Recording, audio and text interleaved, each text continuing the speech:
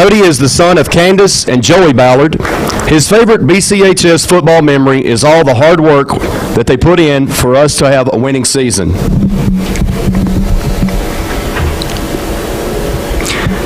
Our next football senior is Will Davis. He is the son of Michael and Sheila Davis. His favorite football memory is being a part of the winning season that we had last year.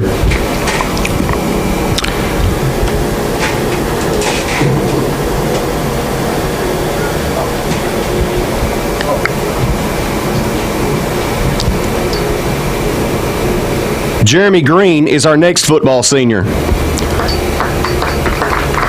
Jeremy is the son of Melissa Green. His favorite football memory is the locker room music before the games on Friday nights.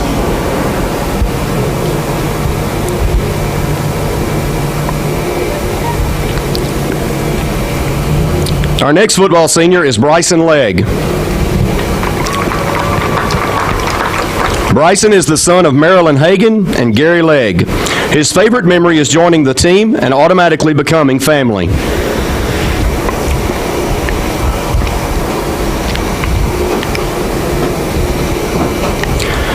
Jamarcus Miley is our next football senior. Jamarcus is the son of Sandy and Mark Driver. His favorite BCHS football memory is catching an interception versus Monroe County and going to the sideline and taking a selfie with Coach London. Corbin Murphy is our next football senior. Corbin is the son of Michelle and Daryl Murphy. His favorite football memory is running out on the new field after a season of no home games. Also being escorted by the Murphys this evening is Mr. Joseph Bradshaw. Joe is the son of Eric and Geneva Bradshaw, and his favorite football memory is winning our first game on the new field. Our next football senior is Hunter Wilson. Hunter is the son of Jeremy and Renee Wilson. His favorite football memory is having a winning season last year.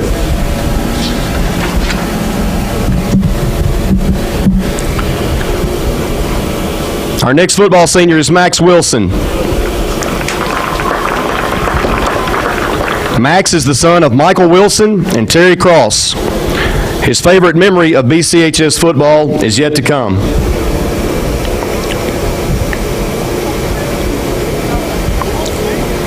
Our final football senior this year is Gavin Withrow. Gavin is the son of Chad and Kanika Withrow. His favorite BCHS football memory is our first win on the new field his sophomore year versus Monroe County. We will now recognize our senior cheerleading members. Our first senior cheerleader is Briley Burks. She is the daughter of Brian and Aleva Burks. Her favorite cheer memory is hitting at nationals and coming off the mat knowing that their team did a good job.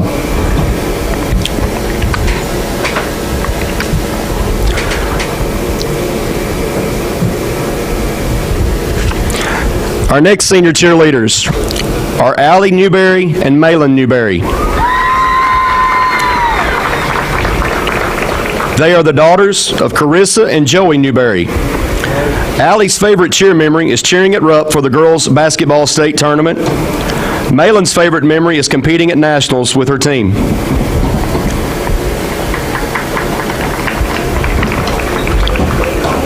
We will now recognize our dance seniors. Our first dance team senior is Tristan Burks. Tristan is the daughter of Barbara Burks, Scott Burks, and Kim Prophet Burks. Her favorite dance team memory is dancing in the freezing pouring rain on the last home football game of her sophomore year.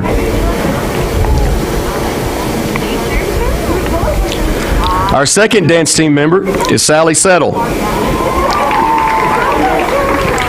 Sally is the daughter of Jeff and Honor Settle. Her favorite dance memory is performing at football games with the team, especially when we got to dance in the rain.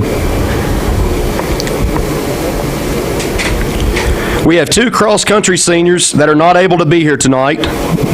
They are Riley Thomas and Blaine Smith. We will now recognize our golf seniors. Maddie Anderson is our first golf senior. Maddie is the daughter of Mike and Amy Irwin. Her favorite BCHS golf memory is traveling to different tournaments every weekend and improving her game.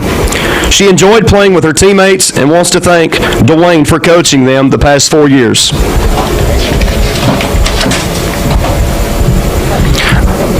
Our next girls golf senior is Taylor Gaunts. Taylor is the daughter of Patrick and Tammy Gaunts. Her favorite memory is when Dwayne threw a cracker out of the van and nailed Lily in the head with it.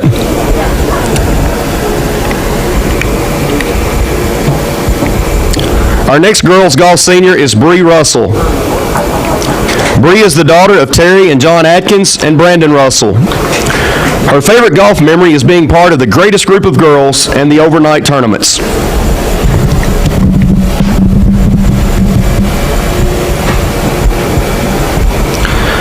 Chloe Sharp is our final girls golf senior. Chloe is the daughter of Jeff and Tina Sharp. Her favorite golf memory is the end of the season banquet when I get to spend time with the team and Dwayne.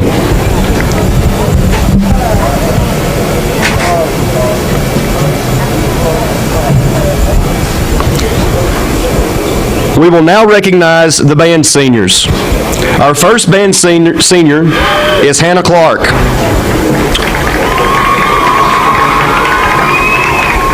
Hannah is the daughter of Patrick and Cindy Britt. Her favorite band memory is using lunch tables to lock Sam in the bathroom.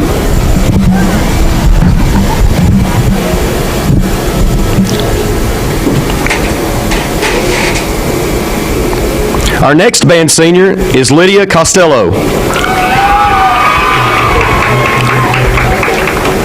Lydia is the daughter of Heather Pettigo. Her favorite memory is marching at Papa John Stadium her first year.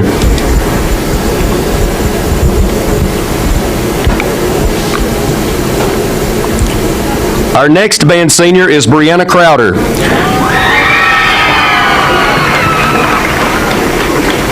She is the daughter of Monica and Kip Crowder.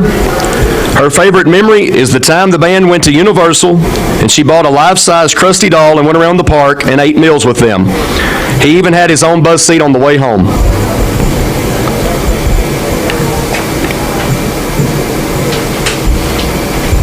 Andrew Karasi is the next band senior. Andrew is the son of Scott and Allison Karasi. His favorite memory is getting to travel to Orlando with the band and march in the Disney parade.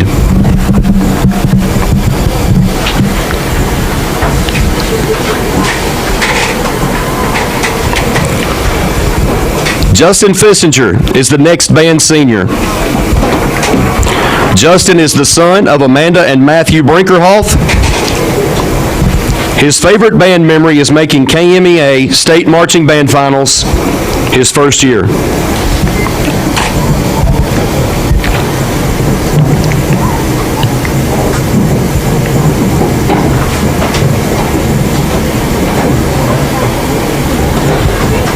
Our next band senior is Elizabeth Gosnell.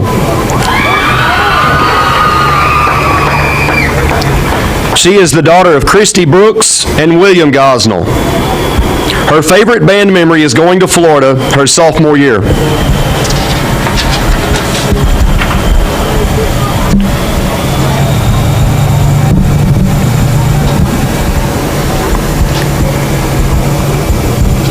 Madison Held is our next band senior.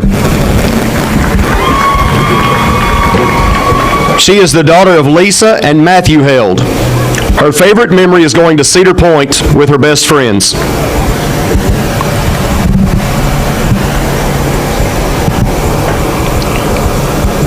Weston Hoffman is our next band senior. Weston is the son of Jenny Hoffman. His favorite memory is skipping the intercollegiate band concert at All-State to go bowling.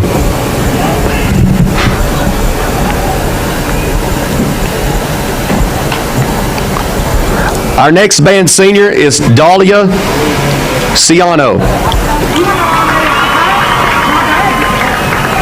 Dahlia is the daughter of Shannon and Matthew Ciano. Her favorite band memory is marching at KMEA state finals her first year.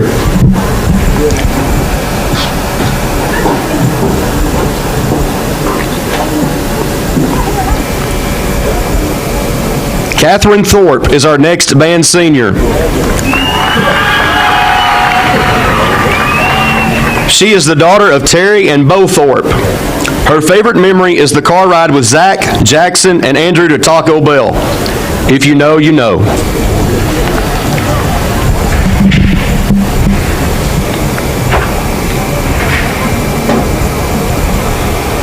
Our next band senior is Ashley Torres.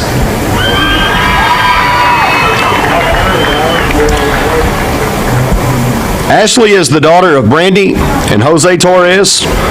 Falling in the KMEA state finals on the last step is her favorite band memory.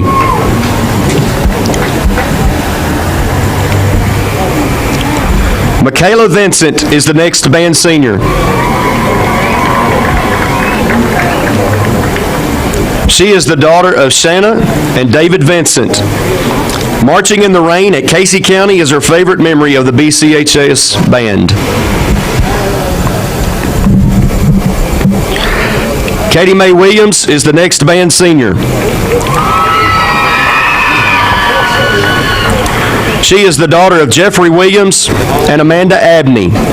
Her favorite band memory is taking a nap on the Hogwarts train at Universal on the Florida trip.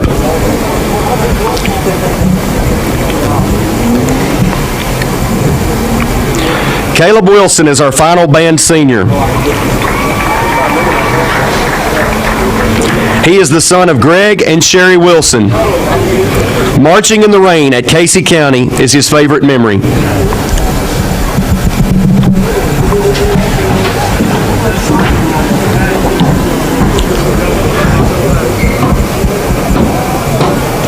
Barren County High School would like to thank all of our seniors and their parents for their time and effort.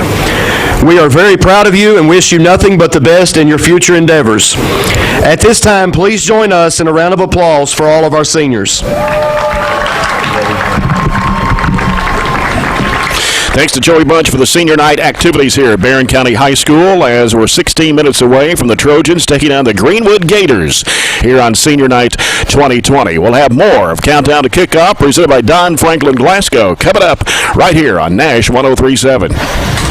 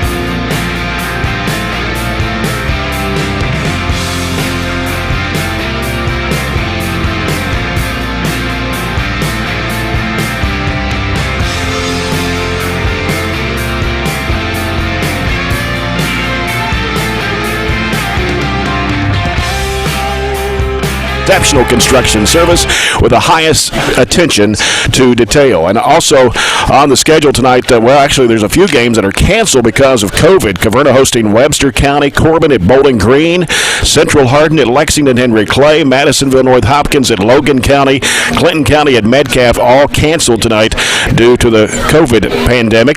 Games on the schedule tonight that are expected to be played: Hart County at Adair, North Hardin at Bullitt East, Allen County, Scottsville at Franklin Simpson. Meade County will host Louisville Central tomorrow at 12 noon. Meade County was supposed to go to Central, but they've changed that to Meade County Saturday at 12 noon. Greene County at Monroe tonight. Todd Central at Owensboro Catholic. Somerset at Russellville. Glasgow is at South Warren, John. That's a big game, even though it's not a district game, but a lot of eyes set on that one because you've got two pretty good ball clubs going up against each other. Yeah, it was a real good game last year. It was, I think, 21-20, but that was without South Warren starting quarterback. Right. That was his first game he was hurt, and I think South Warren scored late to get that victory. I got to think South Warren will be a favorite tonight. Yeah. Russell County's at Warren Central. 47 straight losses going back to October 16th, 2015. Yeah, I don't know if they scored this year either. So it didn't look like they've taken a big jump forward this year as well. They'll have a hard time tonight. Probably 48 in a row. Yeah. Edmondson County's at Warren East, and St. X and Trinity were supposed to play tonight. They moved that to next Friday night. Yeah, that's not COVID related. It's the social issues in Louisville related. Right. Yeah, it's been going on the last few days. That's the area schedule brought to you by CRS Construction, and we'll come back with more Countdown to Kickoff presented by Don Franklin Glasgow after this on Nash 103.7. Funeral arrangements in advance is one last wonderful gift you can give the loved ones who'll be left behind. By freeing them from the burden of many details, you give them time to do the work of grieving and caring for one another. Let A.F. Crow & Son Funeral Home help with the reflection and the remembrance. A.F. Crow & Son Funeral Home is following all CDC guidelines to help keep you and your family safe. A.F. Crow & Son Funeral Home, serving our community since 1928. 201 East Washington Street in Glasgow. Call them at 651-2080. You are listening to Barren County Trojan football, brought to you by ESB Edmonton State Bank. With locations all across South Central Kentucky, we're right here when you need us. Whether it's a home mortgage or business loan, we've got you covered. With our online banking and bill pay, we have the tools to help you save time for the more important things in life, like football! Friday Night Football, we get it because we live it too. ESB is proud to sponsor Trojan football. Edmonton State Bank, member FDIC, equal housing lender. From the field to the court to the job site, the right team makes all the difference. Go with Barren County's home team, CRS Construction, for your next build. CRS is a family-owned and operated business with over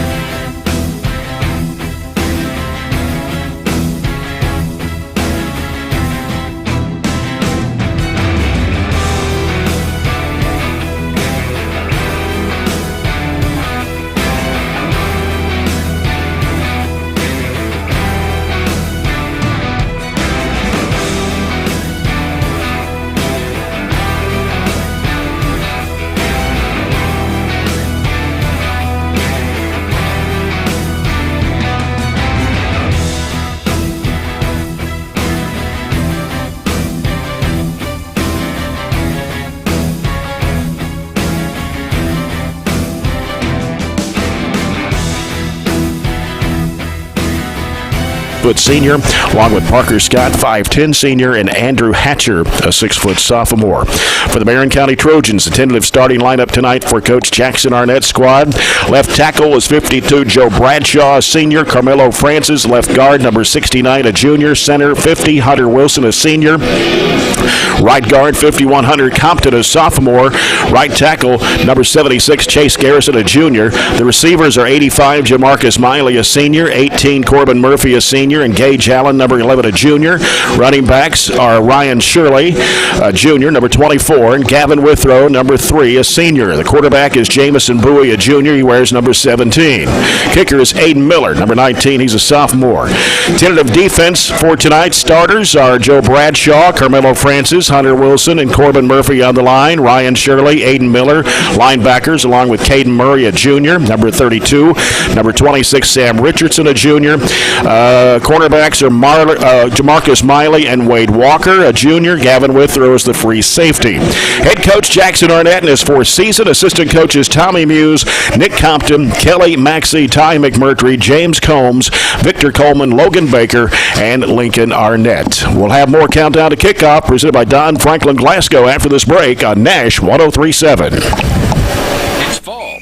Fall means football, but it also means that you still need fertilizer and seed for your farm and home. For all your farm and home fertilizer and seed, you can shop at one place, one stop. That's your local Glasgow Southern States. Since 1923, they've been providing great products, services, and advice to people who like to get their hands dirty. For all of your cattle feed, seed, fertilizer, propane needs, mineral needs, pet food, and even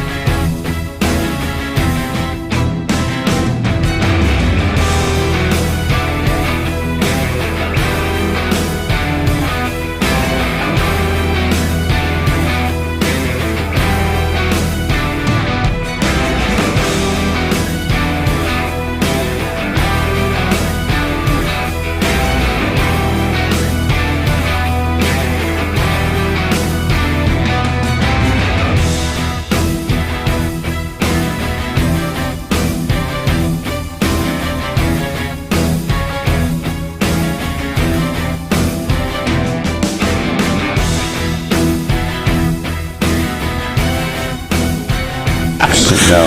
Well, we'll find out here in a little bit. The officials are brought to you by Barren County Sheriff Kent Keene, and the officials for tonight's game are referee David Rogers, Kirby Jernigan is the umpire, Randall Montgomery is the linesman, line judge Rick Cawthorn, the back judge is Austin Stafford, Greg Meacham is the field judge, and Daniel Rogers is the side judge. We'll get set for the Farmers RACC Jackie Browning Memorial Opening Kickoff in about 2 minutes from right now. And our first quarter of action sponsored by German American Bank, supporting the communities they serve, and believe that when a community thrives, its people prosper. Let's go down to Chad Withrow, and he's handling our sideline reports tonight, brought to you by McDonald's. I'm loving it. And get your thoughts about tonight's game, Chad. Well, coming after last week's performance, I look for us to be focused, ready to go. You know, Greenwood is too, because we went down there last year and got them, so I'm sure they'll be looking for revenge. We cannot turn the ball over. That's one thing Coach Arnett said, cannot have turnovers and have a chance to win. We will be receiving, so we'll get the ball to start the game. And Robert, we were at Hawesville last week, and it was a poor performance from the start after Hancock County recovered that fumble in the end zone. It was their senior night, and they were really pumped up. Yeah, they came out really focused, and as Chad said, we did not. So we have to have that focus, and we have to do a better job stopping the run. We were able to beat Greenwood last year. It did help that Greenwood turned the ball over 4 times last year, and Tyler Bush was able to run back an interception for a touchdown. So we have to get our offense going. We have to stop the rush, but we also have to find something clicking on our offensive end. We had trouble running the football, had trouble in all aspects. So look for a better performance tonight, but you do have a much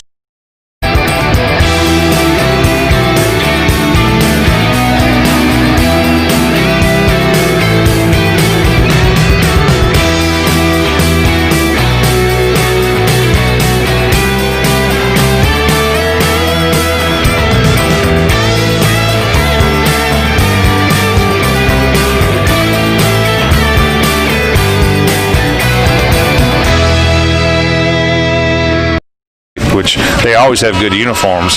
I'm not crazy about white on white on white. I'm not a big, if you're going to wear white uniforms, have a green helmet. So not real crazy about that kind of plain. And Barron's got a different look, white pants with the gray top, and it's a little different. I don't remember seeing that. I don't either. And the gray tops look good up close, but they're very difficult to call this far away because the burgundy and numbers don't shine real well. Right. So this is a push when it comes to uniforms tonight. Greenwood, number 80, Simeon LaCruz will kick off for the Gators. Trojans will be coming from left to right here in this first period of play. And LaCruz kicks this one away, and it is going to be caught at about the 4-yard line, up to the 10, 15, now the 20, 25, and down at about the 26-yard line. That was Gavin on the return. Gavin Withrow. That was the best kickoff I've seen this year, to say the least. That ball was high and all the way to the 5, and Gavin did a good job of getting it out past close to the 25, but it's going to be brought back with, it looked like a personal foul call on Barren. Not a good way to start. No, to say the least. A personal foul is, I believe it was a personal foul. No, it was a hold. Okay, it's a hold. LaCruz is He's a good-sized kicker. Yeah, he's on the roster as a punter, and they've got Smothers as the kicker, but not sure what the switch-up is on that tonight. But anyway, the Trojans are back at the 10-yard line to start this drive here, 8 seconds into the ball game. I'm really interested in watching Coach Howard's son, Evan Lofton Howard. Lofton Howard. He played some last year as a freshman. 6'4", 202 linebacker. Only a sophomore. 2 receivers left for Barren. One on the near side. Bowie out of the shotgun, takes a snap. He's going to look left. The pass is going to be completed as they get it up to the 20, the 25, the 30, 35. He may be gone. He is gone. 50, 40, 90 yards. 30, 20, 10. and touchdown, Barren County. That's a Zaxby's touchdown. Well, that's how you get started right there. First play, 90 yards. That was a simple little bubble screen that time, and he got a great block out there. I think that was Gavin that threw the block, and Jamarcus Miley. He just beat him to the just outran everybody. And I'm a little surprised that Greenwood was kind of caught off guard, because that's not a play that's a surprise play. We ran that several times this year, and man, we broke that to the house. 90-yard touchdown run for Jamarcus Miley, the senior, putting the Trojans on the scoreboard at 6-0. Trojans go for the extra point. Hayden Miller will step in.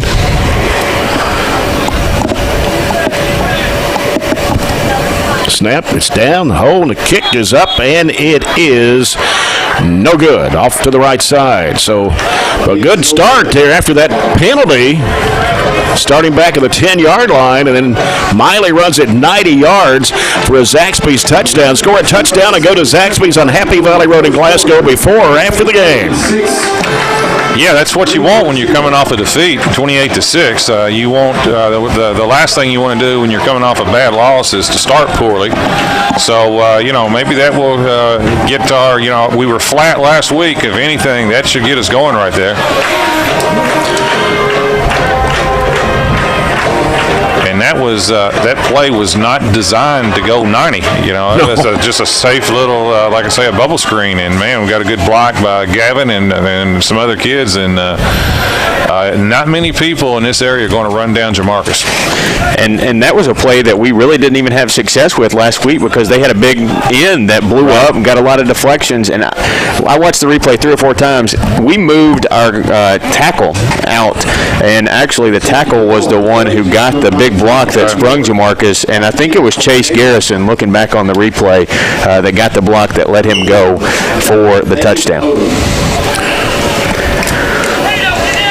Hayden Miller will kick off for the Trojans from their own 40-yard line. David Oldham is he's a dangerous returner. Yep. Got to be careful with this kick.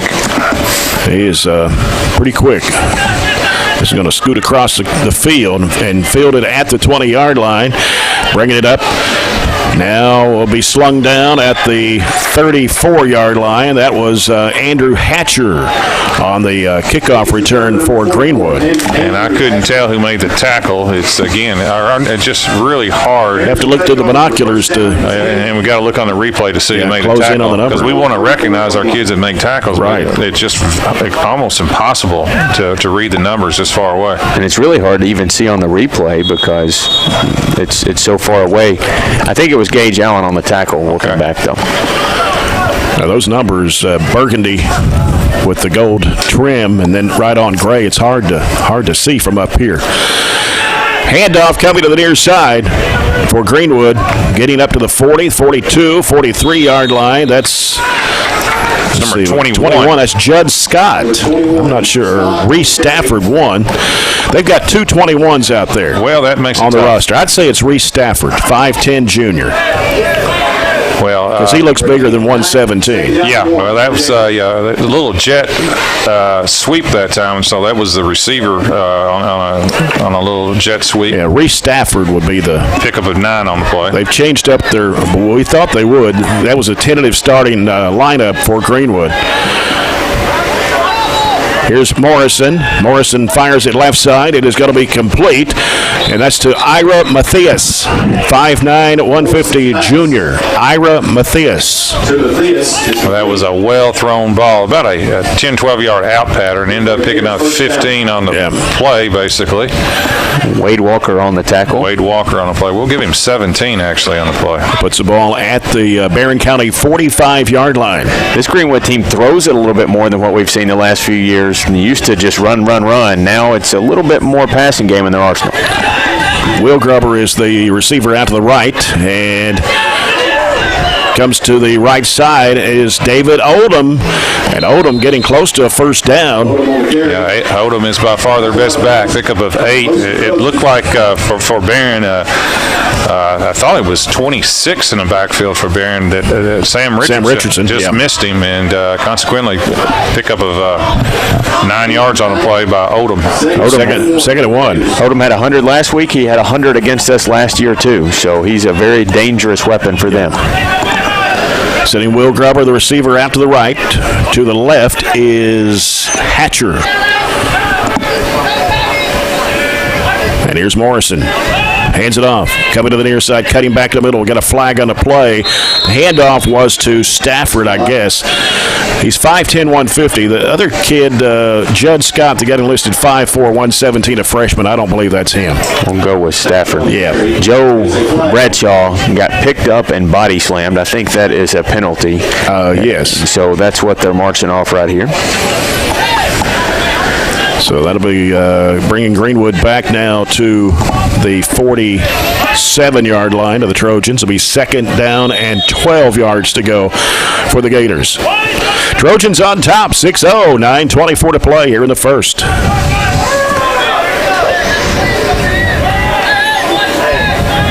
One receiver out right, that's Will Grubber. And a handoff coming to 39. Mm-hmm. That would have been Landon Bennett. Boy, they're using a lot of different players in the backfield to start this ball game. Well, there's a lot of disguise in football. Yeah, I've never seen. It seems like the football, they don't like to give away information much. No, we totally got the wrong starting lineup, and I got this from Coach Howard. Decided to change it up a little bit. Here's Morrison. He's going to let it fly downfield, wide open. That's going to be a touchdown, and that is going to be David Odom.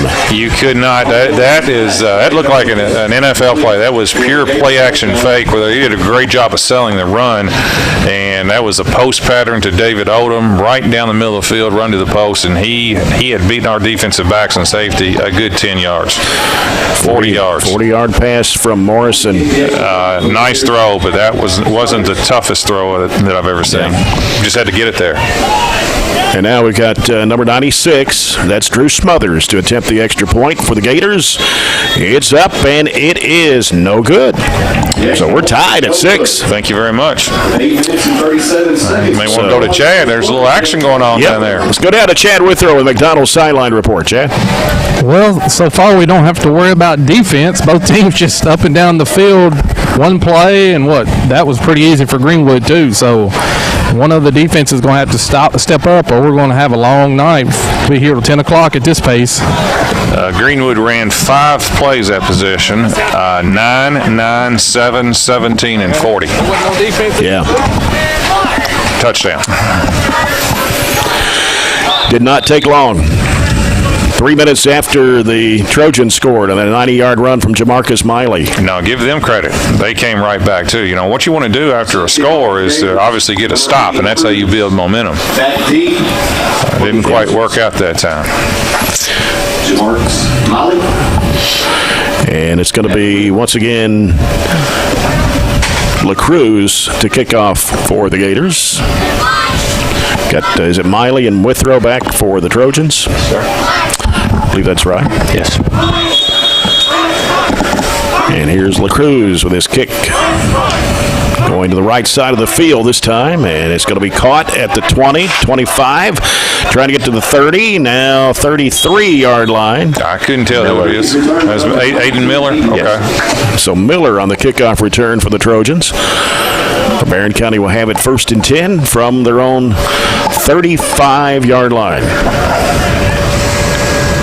Well, I mean, if you like offense, so far so good. Yeah, we've only played 3.5 minutes. Only errors have been on the extra point for both teams. Trojans will line up with 2 receivers on the near side, one split out to the left. Bowie takes a snap, handoff, breaking up the middle, breaking some tackles. He'll get it to the 45-yard line. Gavin Withrow. That was Gavin Withrow on the play. And it's close to a first down. Nice job by Gavin. He hit that hole quick, and good job by the line. Needed 10, picked up 10. And already giving us the first down. There's Zaxby's first down. Trojans moving it down the field. Head to Zaxby's after the game. Try the Sensation Salad or the Sensation Filet Sandwich Meal. It's back at Zaxby's on Happy Valley Road. Ball at their own 45-yard line. Bowie hands it off again and tripped up right there at the 46. Withrow picks up about a yard. Yeah, that was tackle that time by number 16. That's Lofton Howard. Tackle by number 16, Howard of the Gators. I think Jay mentioned he had 20 tackles last week. He did. That's a heck of a game. 20 tackles against Logan County. 2nd and 9 for the Trojans. Allen is the receiver on the near side. And I believe it's Corbin Murphy and Jamarcus Miley out to the left. It's Aiden Miller. Is it Miller? Yes, sir. It's hard to see that number. Play clock at 3. And Bowie gets... It's Withrow. Is that Withrow again, spinning through a lot of defense there, and that was a heck of a run. He did. I've seen the spin before. I've never seen the spin twice in one play, and he did. He gave the old spinaroo twice, and he needed both spins there. Did a good job. Picked up. It's going to be 3rd and 2. Picked up 7. Picked up 7 on the play, and it was pretty nifty. Trojan head logo at the middle of the field at the Greenwood 47. I wonder if Chad told him that spinaroo. Chad would get dizzy and fall down if he spun that many times. He did. We'll get a thumbs up on that one. 3rd down and 2 for the Trojans. Bowie keeps it this time.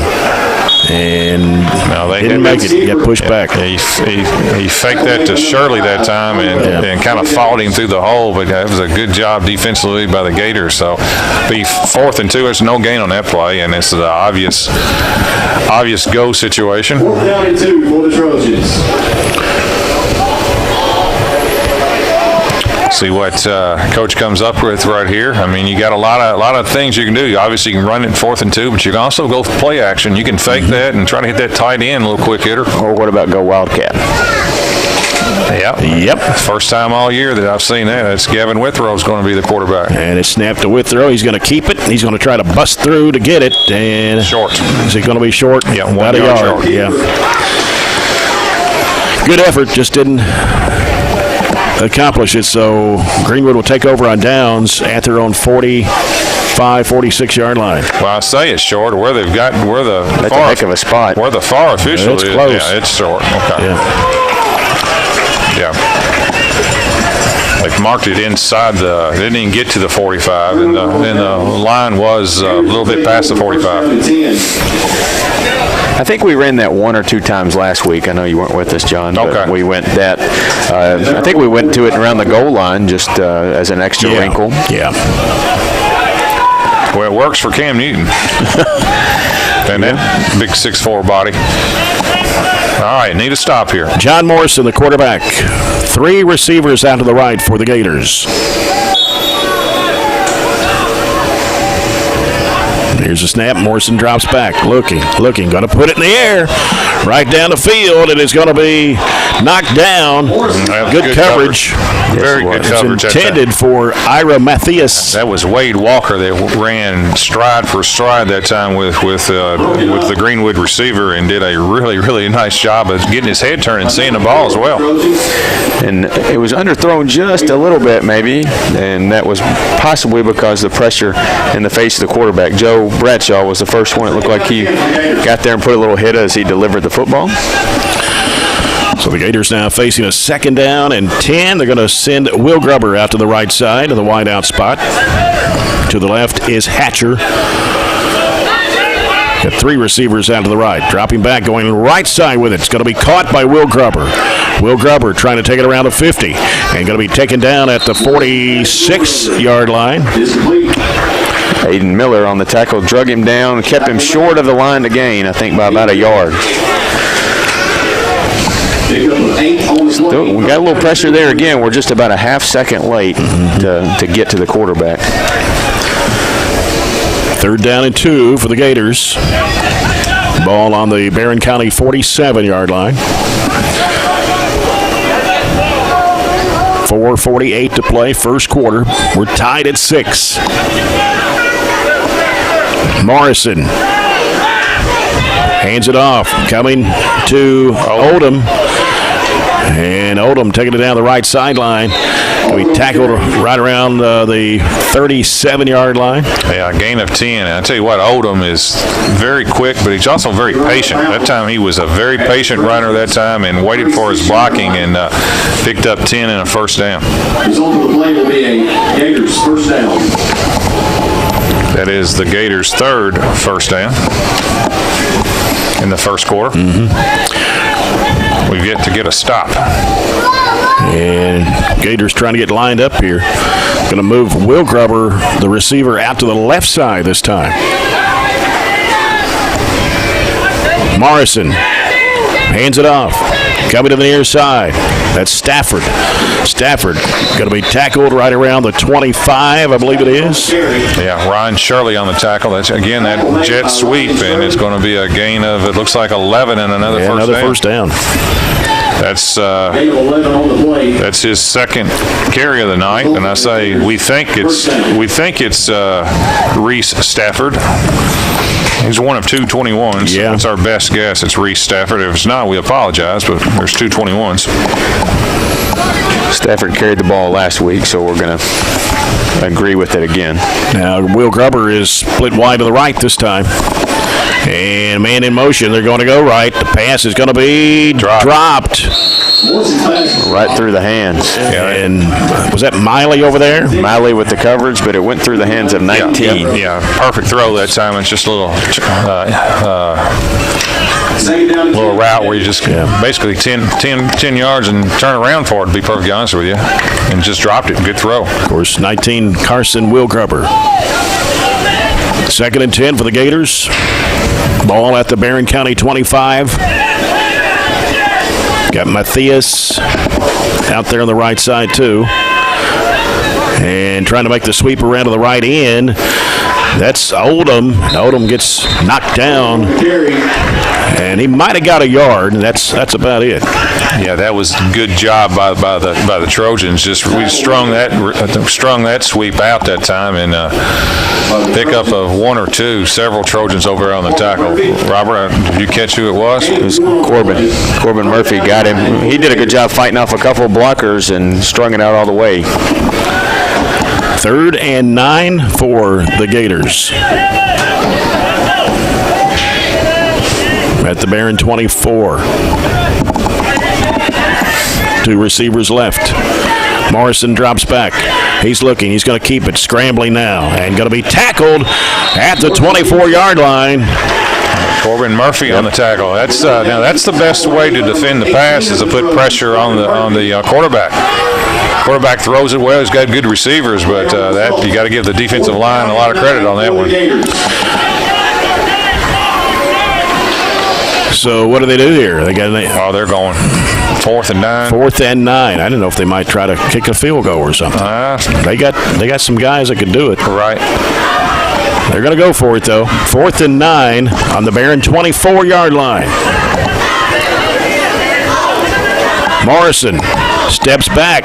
Now scrambling again. He's got some running room. We'll go it to the far side of the field. What a hit at the, what was that, the 20-yard line, 15? Miley hit him right at the stick. He looked like he was going to dance to a first down, and Miley got shot out of a cannon and took his legs out from under him. Be interested to see where they spot it. And I keep saying I think that's Jamarcus's best position as defensive back. That was a heck of a hit. And that was a one-on-one touchdown-saving tackle. Wow. Still got the first down, though. I thought it was going to be shy just a few inches. He made it close anyway, and I think our coaches really wanted a measurement, but they didn't do it. Put it right over past and got him first down. Ball at the Barren 15. Morrison goes left. Got some running room out there, trying to go to the left side of the field. Caught or dropped at the 10-yard line. It's on the near side here, tackle. Gavin Withrow on the tackle. Pickup of 3. Three on the play. Maybe 4. Good job of defending that. That had trouble written all over. That was a good tackle that time by Gavin. Puts the ball at the 6. You go for the Gators. Second down and 6 from the 11. Morrison hands it off. That's Oldham sweeping around to the right side, and he got stopped right around the 1. Just there. It looked like he was going to score from my angle, and he just came up a little short. Walker and Withrow. Stop short of the goal line. Right at the 1.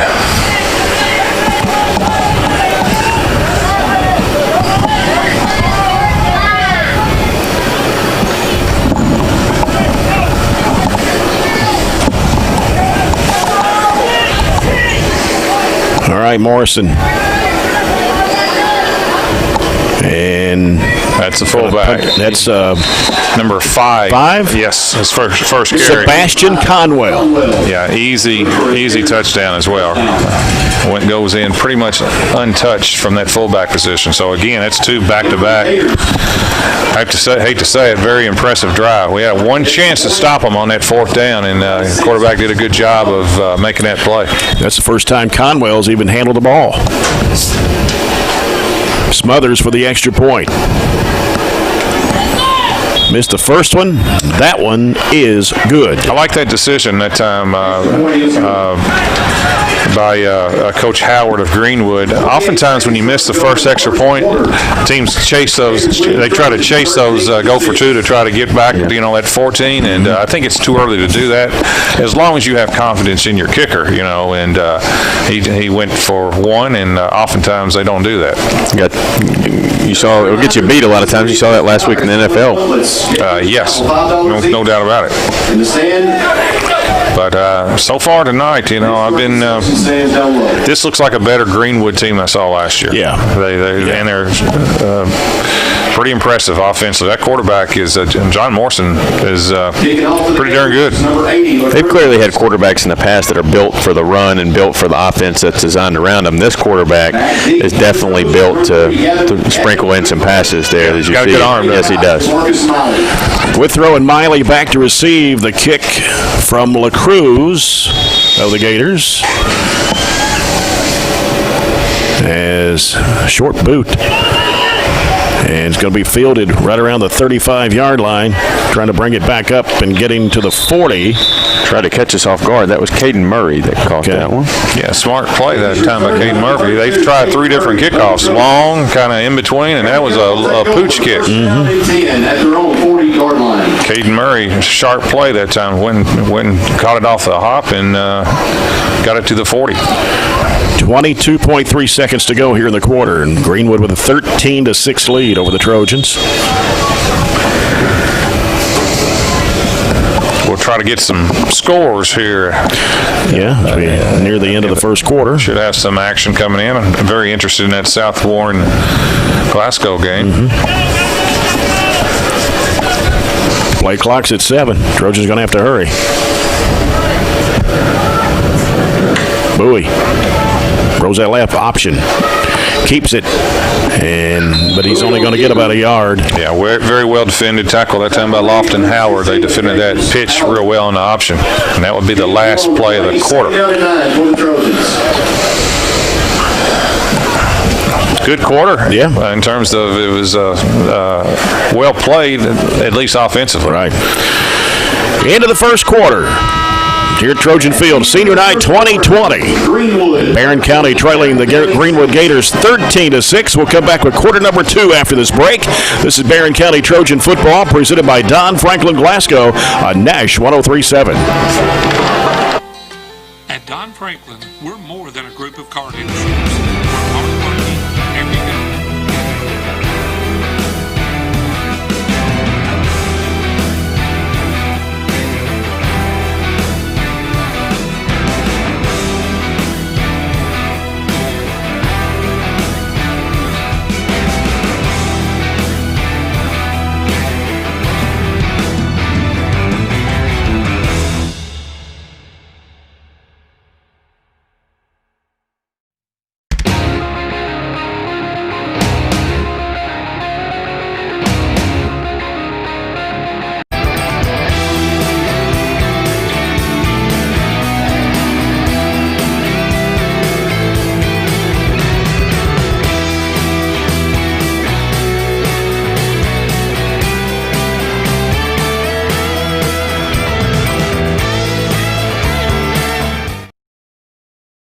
let's head back to the stadium.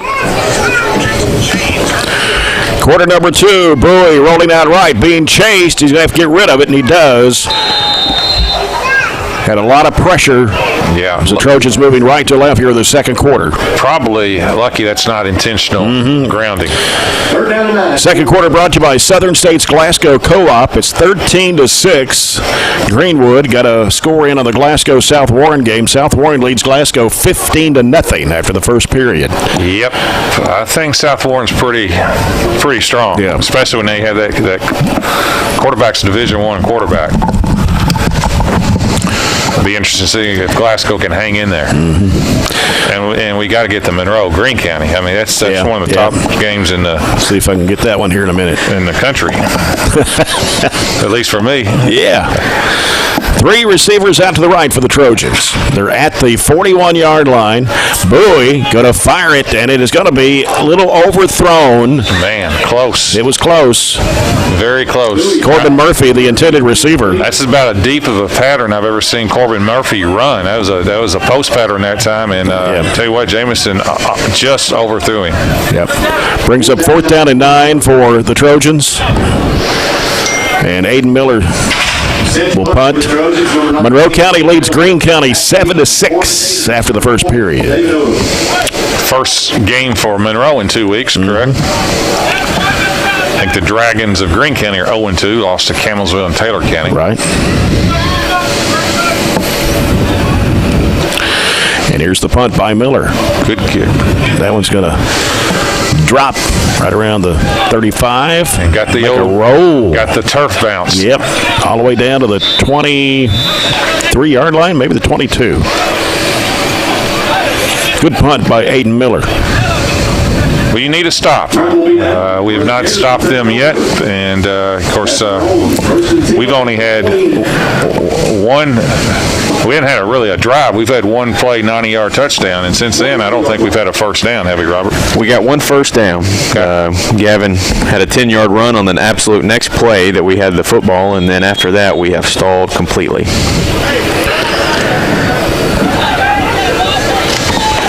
John Morrison, senior quarterback for the Gators.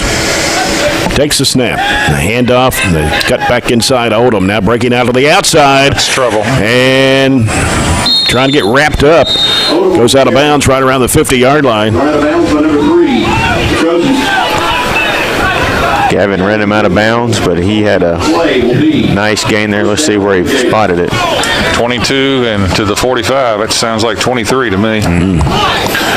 That gives him 5 carries for 53 yards. He's clearly on that 100-yard pace. Yep. First and 10 for the Gators. 11:29 to play here in the second quarter. Greenwood leading the Trojans 13-6. We're going to get a timeout here by Barren County. This timeout brought to you by the People's Bank, your local community bank working for you. I think we had 10. And 10 players? Yeah. Yep. Usually need 11. Especially against this competition. They looked immediately to the sideline, and another one walked in the huddle, so that's usually a good indication that somebody wasn't paying attention or didn't get on the field. Some other ones real quick. Russell County 14, Warren Central 6. Allen County and Franklin tied 0-0 early. Our district opponent, North Hardin, who's ranked really high in the state, 20-0 over Bullitt East. They're going to be really tough. Russellville and Somerset, that's a nice drive for somebody. 6-6 in the first quarter, and then you gave the South Warren Greenwood or Glasgow score. Yeah. Somerset's the defending 3A state champion. They are. And Russellville got I would call it an upset last week against Franklin. Yes, I agree. Looks like, I think that game's at Russellville, so Somerset made the nice travel. At least they got an hour. You mentioned North Hardin. They're ranked number 2 in the state in 6A behind Trinity. Yep.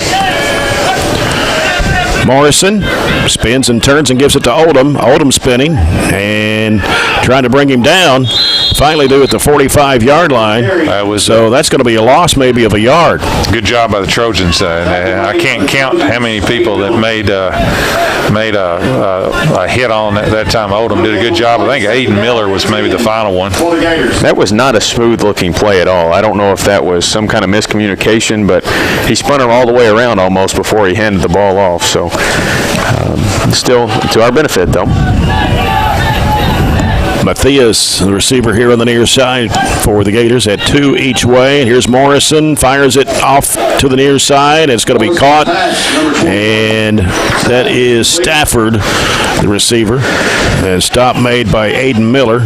No gain. Aiden Miller.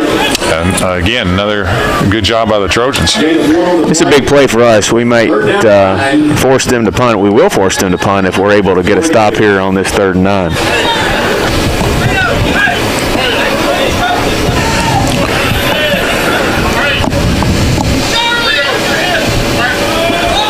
10:15 to play here in the first half. Greenwood 13, Barren County 6.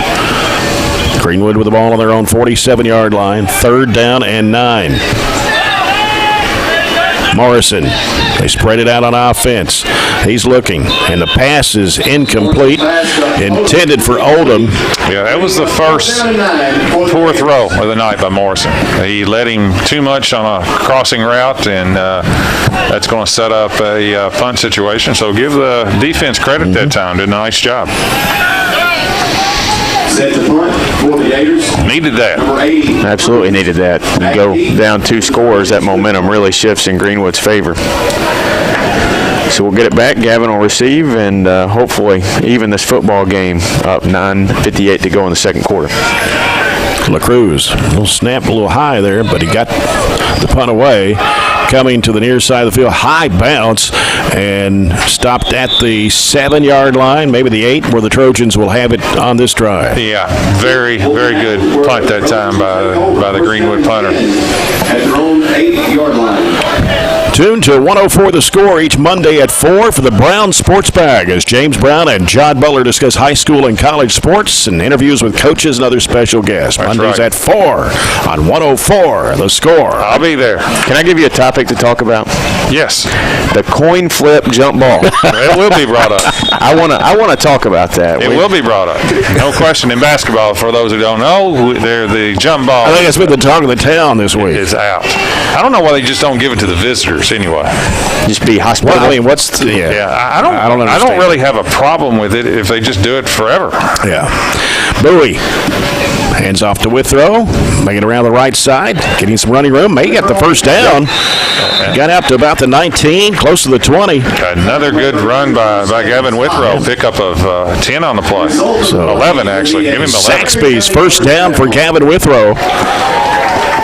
5 carries, 30 yards. Bounce that one outside. Find a little bit of running room and use the speed. Yeah, that's what the doctor ordered right there. When you're kind of pushed back inside the 10, first carry, get it out to the 20. When I saw that about the coin toss, I said, you've got to be kidding me. Nope. We'll save that discussion for halftime, maybe. Wow. Bowie looking left. Pass dropped by Miley. Yeah, I don't think that would have hurt much. He didn't drop the ball very often. Again, it was just one of those quick hitters, and that was going to be well defended anyway. He was going to have to break about 3 tackles to gain much. I'd say they're shading that side a little bit after Miley burned him for an 80-yard touchdown to open the game. It's worth a try to go back to it, though. 2nd down and 10. Ball on the Trojans' own 19. Got 9:14 to play here in the first half. Greenwood leads 13-6. 2 receivers left. 1 out to the right. Bowie hands it off. And That was to Gavin. it was Gavin Withrow once again. Yeah, not much there, if anything. Big 99 for Greenwood was there, I can tell you that. Oh, Jonathan Gornick, 6'2", 310. No gain on the play. 3rd down and 10 for the Trojans. He fits the bill for a nose guard or one of those inside tackles.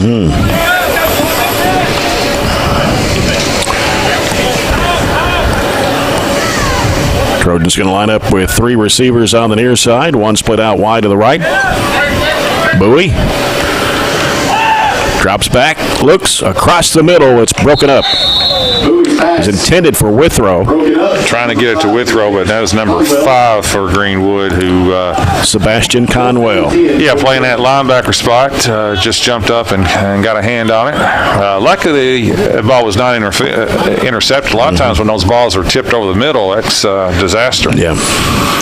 This is a tough punting situation. Luckily, we got it moved out a little bit, but Aiden Miller is going to be right around the 5-yard line. Odom at the 45. Low snap, but another good punt. Caught by Odom at the 46-yard line. He's going to run it down the left sideline, runs it out of bounds right around the 30 on the far side of the field. Yeah, Aiden had to just get rid of it that time, so that was a line drive kick, and that gave Odom enough time to get some momentum built before the coverage got down there. So they're going to have obviously great field position at the 35 of Barren. Gators return the ball to the Trojans' 35-yard line, where they will have it first down and 10. At least it's on our end where we can see better, selfishly, from a broadcast position. That's true. They spread it out once again, and here's Morrison handing it off. Coming to the near side, Odom cutting back in the middle. He slips and goes down at the 34-yard line, a pickup of only 1. Well, we have continued for basically the last 4 or 5 plays that Greenwood has run. We've done a really good job defensively after not being able to stop them at all. I don't know what adjustment we made, but we've the last 4 times they've had it, they've had 0, 1, 0, and 1 yard. 2nd and 9 for the Gators. Ball at the Barren County 34. And this time, running it is the fullback. He'll take it down to about the 27. That is number 39. Yeah. That's not only his 2nd time he's running. That's Landon Bennett. Yeah, they don't do a lot of straight-ahead running. At least they haven't yet. A lot of misdirections and jet sweeps, but that was right up the middle, picked up an 8 on the play. And that was probably a good play call. We had strung out the last 2 or 3 runs that they had around the end and pick up some positive yards and a manageable 3rd down off that straight ahead. 2 wide receivers on the near side. And a handoff coming to Odom. Odom will be taken down right around the 21, maybe the 20. Ball slipped away, but I think they're going to say he was down. Yeah. Another first down for the Gators. By Corbin Murphy. And Blackburn on the tackle for Barren. Puts the ball at the 22-yard line of the Trojans. Morrison takes the snap, going to hand it off again to Odom, trying to find some running room, and he'll be taken down at the 20. He was scrambling to get some yardage, but only picks up a couple of yards. I know Joe Bradshaw was over there. Yeah, we clogged that hole really well. That was 54, 24, and 52 that did a good job clogging the hole. So Blackburn, who played really good last week, I think he had double-digit tackles, was kind of the one to clog the hole, and Joe finished it up. 2nd down and about 7.5 for the Gators, right on the 20-yard line. Come down to 6 minutes to play here in the first half. 3 receivers left. Morrison coming to the near side. The pass is complete and out of bounds to number 16. That is Lofton Howard. Plays linebacker. Obviously, we bragged about him defensively, but, he's 6'4". He's a good target on offense. Pickup of 7. I think he caught a touchdown last week, if I'm not mistaken. So now it's 3rd and 1 for Greenwood.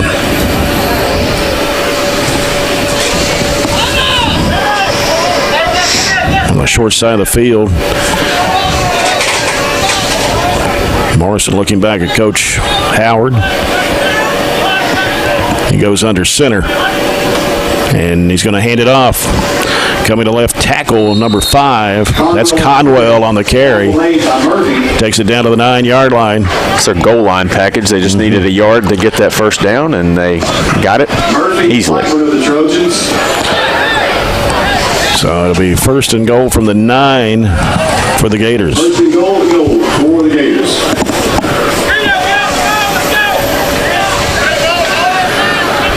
Morrison under center. Takes the snap, hands it off. This time 21, slips and goes down. That was Stafford. So he'll actually lose a yard or so. Yeah, again, that little jet sweep, and I thought we had him contained, but that was just a flat slip, loss of a yard. He was trying to cut back on our over pursuit, stringing him out, and one way or the other, we were able to bring him down. Ball right on the 10-yard line of the Trojans. It's second and goal. Will Grubber wide out to the left. Coming to the near side, rolling out right. Here's the pass. It is going to be into the end zone for the touchdown. Yep. Lofton Howard. Miley came and raked it away, and he dropped it, but he'd actually... Yeah, I thought that was the right call. Yes. He already caught it and turned around before he was knocked out of his hands. But that was not an easy catch because the ball was looked like it's a little bit behind him. And, boy, you got to give him credit on that catch. So that pushes the lead out to 19-6 for Greenwood, and Smothers will try to make it 20-6, and he does. The extra point is good. So 4:43 to go in the first half. It's Greenwood 20, Barren County 6. Let's go down to Chad Withrow for another McDonald's sideline report. Guys, we just can't get that stop. We had them third down and long, they've got it. Third and short, they get it. We're just really struggling to get off the field on defense, and it's going to be, right here is a big possession with 4:43 to go. We don't need to go down more than what we are. Need to keep the ball till halftime and maybe punch it in. Yep. McDonald's sideline report. I'm loving it. Enjoying a McDonald's meal today at your Glasgow McDonald's. After the Trojans jumped out early in the first quarter, a 90-yard run by Jamarcus Miley. It's been all Greenwood since then. They've scored 3 straight. 20 straight points. Yep.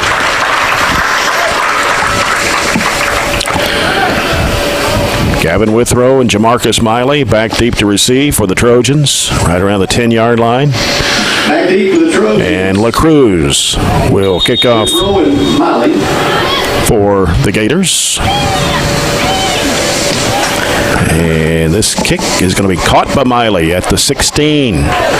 Miley trying to get some running room.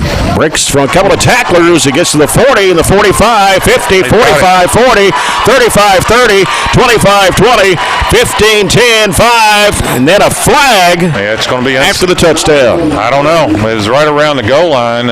It's going to be unsportsmanlike on Jamarcus. I think they're going to get him for taunting the Greenwood player. But it was nevertheless a tremendous play by Jamarcus because it looked like he was down right around the 30 and he just kind of broke out of the pack. And once he gets the edge, you're not going to be able to catch him. And hopefully this it's before the touchdown. Yeah, I mean, actually it was. Now, whether or not that nullifies a touchdown, no, they're going to give us a touchdown. That's good. But it's going to be unsportsmanlike on Barren. Did they signal the touchdown? Yeah, they did. They did. But it started happening right around the 5. Yeah, we saw it on replay. So, Jamarcus got to be careful with that. Got to be careful because, let your play do the talking. You don't, that was a great return, but you don't need that.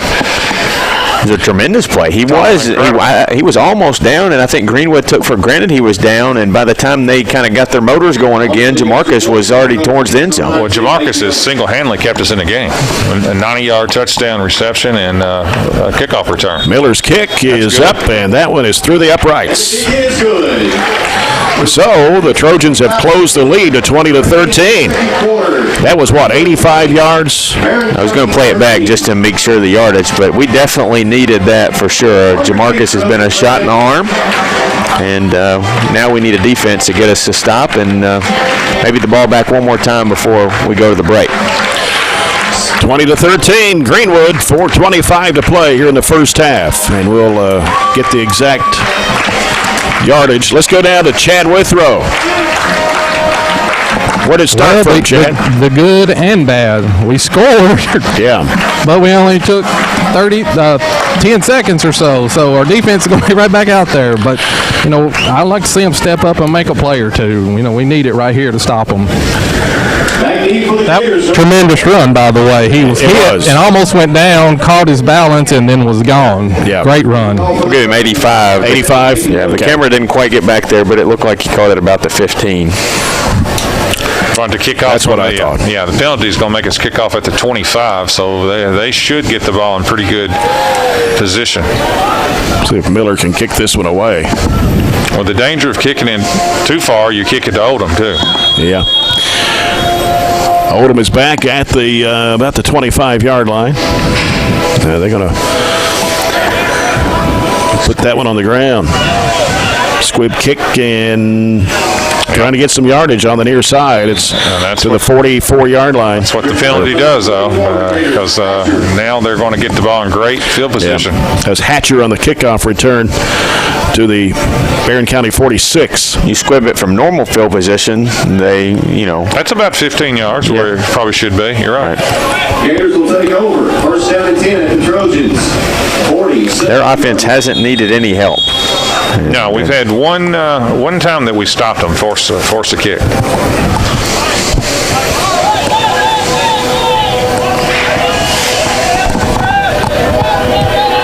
Morrison, the quarterback for the Gators, takes the snap, hands it off. That's 39. That is Bennett.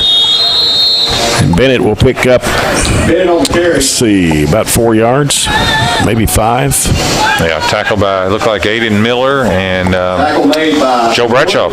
And Blackburn of the Trojans. So gain of 5, going to be second down and 5 for Greenwood.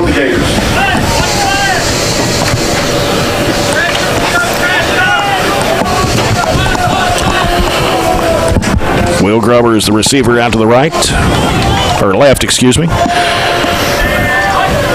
And handoff coming in there to Stafford.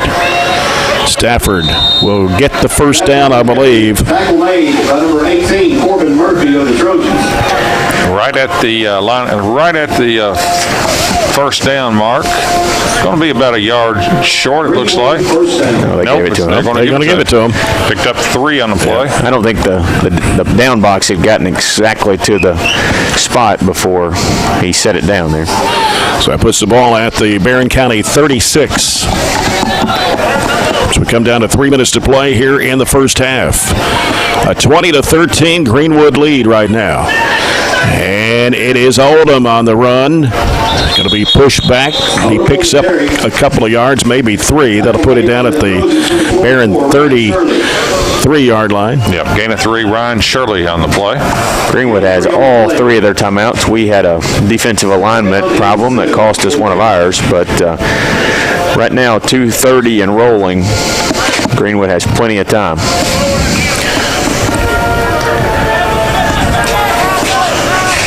They'll line up with the receiver on the near side. And fake handoff. The throw is going to be incomplete. Miley with the coverage on Will Gruber. Pass to Will Gruber is incomplete. That was a dangerous throw. It's a little spot pattern that time. Just go down about 8 or 9 yards and turn around. And Jamarcus Miley was right around that play. So 3rd down and 7. If he didn't get a hand on it, if he didn't get a hand on it, Miley might take that one back. Yeah, the ball was thrown behind.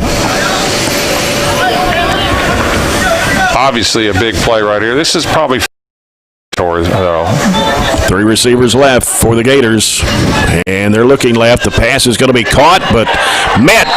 Perfect. How about the pass to Matthias? And I'm not for sure. Who was there to meet him over there? Wade Walker, right on time. Yeah, I'm not for sure if that pass wasn't intended for Oldham, but it went by Oldham and it went to the other guy. He was kind of looking like, that's my ball, and it went right in front of him. He let it go. Let's go, Trojan fans. Let's get behind our defense. So this will be 4th and 7. I wouldn't be surprised if the Gators run this clock down and call timeout and see what they want to do. It's kind of looking like they're not in any hurry there, right? Yep. Looking at the play clock, down at 7.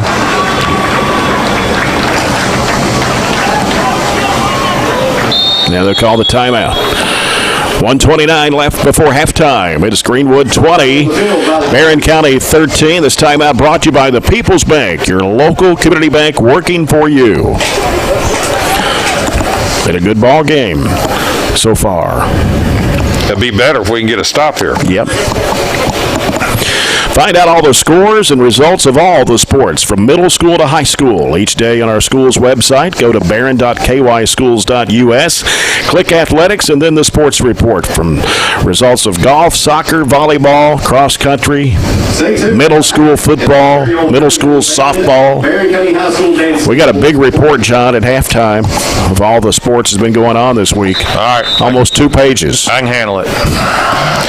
22-0 South Warren over. Wow. Glasgow now. Halfway through the second. The Spartans. Next week, the Trojans host Breckenridge County. Have we ever played them? I don't think we ever have. Not in football. We haven't played them since I've been doing football. I think they're the Fighting Tigers. Here we go, 4th and 7 for Greenwood. They've got it spread out of the shotgun. Morrison dropping back. He's looking, going left side. It is going to be complete to Oldham. And Oldham trying to make his run into the end zone. Going to be stopped right around the 2. Man, what a throw and catch that time. Right where he had to throw it. Yeah, that was one of those like back shoulder throws and tremendous catch. And then after that, run. Wow, big time play. Pickup of 29.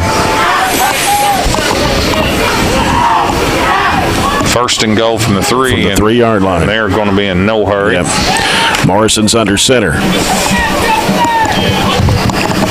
And he hands it off and trying to bust through. Touchdown. Did he make it? Yes. Yep. Touchdown, Greenwood. Reached the ball across. Smart play that time by number 5. That's his second touchdown. That's Sebastian Conwell. Yeah, he's their short yardage back for sure. Comes with 1 minute to go in the half. You know, that wasn't bad defense on that throw, by the way, too. That was sometimes you got to give the other team credit. That was a heck of a throw, probably a better catch. Yeah. Point after try for Smothers is up, and it is good. So the lead now extended for Greenwood to 27-13 with exactly a minute to play in the first half. Yeah, I don't know what the yardage is, the time of possession, but Greenwood has run so many more plays, and they probably had the ball 70% maybe of the first half. Pretty close. Yeah, we scored off a kickoff return and a one-play drive. And Greenwood, all their possessions have been, 50 or longer drives for the most part. Had one drive of 35 yards. I can almost guarantee you that this ball will not be kicked long. If this ball is kicked long, then Coach Howard will probably have a stroke on the sideline. This has got to be down on the ground and short, or pooched and very short. I don't think Gavin or Jamarcus are going to get a chance. And they're back to receive for the Trojans as LaCruz will kick off from the 40. Well, end over end, going all the way back, caught at the 5 by Withrow. Shocked. 10, 15, up to the 20, scrambling, trying to get more, gets to the 22, maybe the 23-yard line, where the Trojans will have it 1st and 10 on this drive with 55.9 seconds to play before the break. That's either being stubborn or extremely confident that we're going to cover this kick. Yeah. It does help having a very good kicker that can put the loft on the ball and give you time to make that coverage. So one of the two is for sure. We've got a minute and 2 timeouts. I'm not sure. It's one of those situations where you see what you get on first down and then go from there maybe. I think we're going to go. We're not having any luck stopping them. Talked about Coach Howard. Coach 2 years here at Barren County. Good guy. And the handoff and a run, a couple of yards. Robert, I think you're right. That was just basically a fullback lead play there by Ryan Shirley, wasn't it? His first carry of the night, got him one. And we're in no hurry. We may run it one more and put this one in the locker room at halftime down 14. 2nd down and 9. And I don't think we get the second half kickoff either. We got it to start the game. Right. 20 seconds left here in the half. 10 seconds on the play clock. Jamison Bowie. He hands it off. And not much there, about a yard or so. Give him 2 officially, and that'll end the half.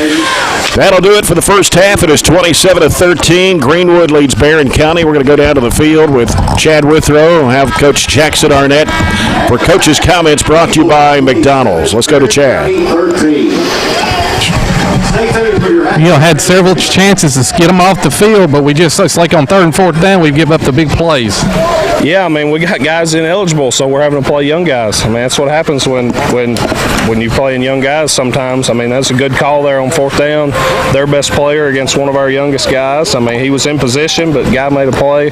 We're making some plays, but we just got to be a little more consistent on offense. Defense got to tackle a little better. We're all right. We're playing hard. I'm proud of the way they're playing. We just got to make some more plays. Thanks, Coach. All right, McDonald's sideline report. Enjoy a McDonald's meal today at your Glasgow McDonald's. It's 27-13. Greenwood leads Barren County. We'll return with the Edmonton State Bank halftime report after this break. This is Barren County Trojan football presented by Don Franklin Glasgow on Nash 103.7.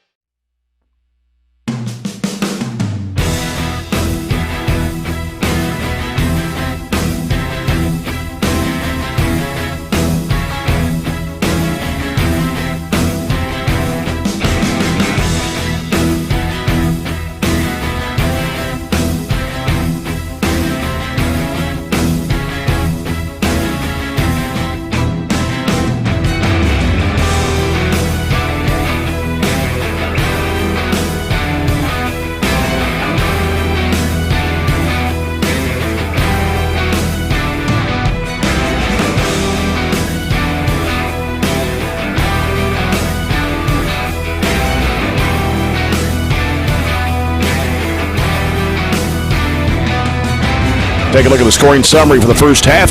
Barren County got on the scoreboard first, just 23 seconds into the game when Jamarcus Miley scored in a 90-yard run. The extra point try failed. Barren County led 6-0. 3 minutes later, in the first quarter, it was Greenwood's David Odom scoring on a 40-yard pass from quarterback John Morrison to tie the game at 6. The extra point try failed for the Gators. But at 28 and a half seconds to go in the first quarter, it was Greenwood's Sebastian Conwell scoring at a 1-yard run to make it 12-6. Drew Smothers' kick made it 13-6 Greenwood at the end of the first quarter. In the second period, Greenwood's Lofton Howard scores in a 10-yard pass from quarterback John Morrison of the Gators with 4:43 remaining to make it 19-6. Smothers' kick made it 20-6 Gators. And then just a few seconds later in the second quarter, Barren County's Jamarcus Miley scores in an 85-yard kickoff return to make it 20-12. Aiden Miller's kick made it 20-13. Trojans trailed by a touchdown. But then with a minute to go in the first half, it was Greenwood's Sebastian Conwell scoring on a 3-yard run for the Gators to make it 26-13.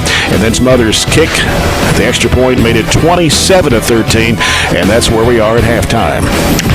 Okay, the stats for Greenwood. They rushed it 22 times for 124 yards. They were led on the ground by David Odom, their good back, 10 carries, 64 yards. Through the air, they were John Morrison, 9 out of 13, 118 yards and 2 touchdowns. So that's a real good balance, 124 yards on the ground, 118 through the air. Total yards, 242. They had 12 first downs. They were penalized only 1 time for 10 yards, and they did not turn the ball over. Sorry, hold on. 18 plays for us, 124 yards. 10 rushing plays on the ground, 34 net yards on the ground. Led the way there by Gavin Withrow, 6 for 30 carries. Bowie had 2 carries for a yard, and Shirley had those last 2 carries of the half for 3 yards. Bowie was 1 of 5 through the air. His only completion was the 90-yard strike to Miley, and that went for the touchdown. So large portion of our 124 yards for the first half came on that first play of the half. We had 3 first downs, penalized twice for 25 yards. On the positive side, haven't turned the ball over, but we haven't forced any from Greenwood either. That's the story for the first half. Trojans trail 27-13. When we come back, John, we'll take a look at all the other sports going on at Barren County this week as we continue our coverage of the Trojans football game tonight against the Greenwood Gators. It's presented by Don Franklin Glasgow on Nash 1037. You're listening to Barren County Trojan football, brought to you by ESB Edmonton State Bank.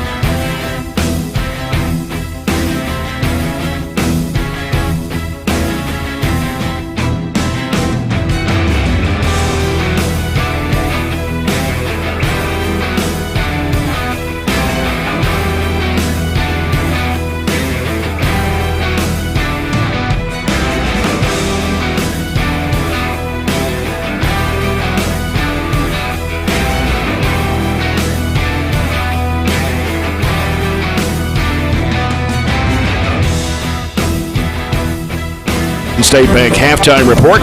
Time to take a look at some other sports going on at Barren County this week. I think we got some middle school sports, we got high school sports, freshman, JV, varsity, and John's got 2 pages there to go over. Yeah, this looks like the old scrolls from old time ago. That's how long this is. Let's start with we'll just work our way backwards. We'll start for last night, girls soccer. Good win for the girls, 4-1 over Portland, Tennessee. Tell you what, Coach Niken has done a super job with the girls. They have really got a nice team. Volleyball, last night against Allen County. This is for the number 1 seed in the district. Both teams are undefeated, and Allen defeated Barren 2 games to none, but they were close games, 25-22 and 25-23. Middle school football, 7th grade, Glasgow defeated Barren 24-6, but Barren defeated Glasgow 28-22 in 8th grade. Wednesday in soccer, and this was the most impressive game of the year, I thought, for our girls. We took on the defending state champions in Greenwood, and they're still good. And we lost 3-0, but I can't remember the last time we've been within really 10, and really 1-0 at halftime. So that's what I'm saying. The girls have really improved. Tuesday night at the soccer complex. Big night out there. Boys soccer, Glasgow knocked us off 3-0 in a very good game. Volleyball Tuesday night, it was out of Dare County. Dare defeated Barren 2 games to 1, 25-22, 18-25, and 17-25. Boys golf, Trojans lost to South Warren 161-170 at Mason Trent, and Jamison Corbin led the way with both shot 41. Also on Tuesday, middle school football, Monroe 7th graders defeated the Barren 7th graders 24-6, but the 8th grade came back and knocked off Monroe 20-6. And we had a middle school softball game as well. The A game, Barren defeated the Scotties 6-1, and in the game B, Barren defeated the Scotties 12-0. Monday, September 21st, girls soccer, Barren 9, Grayson County 1.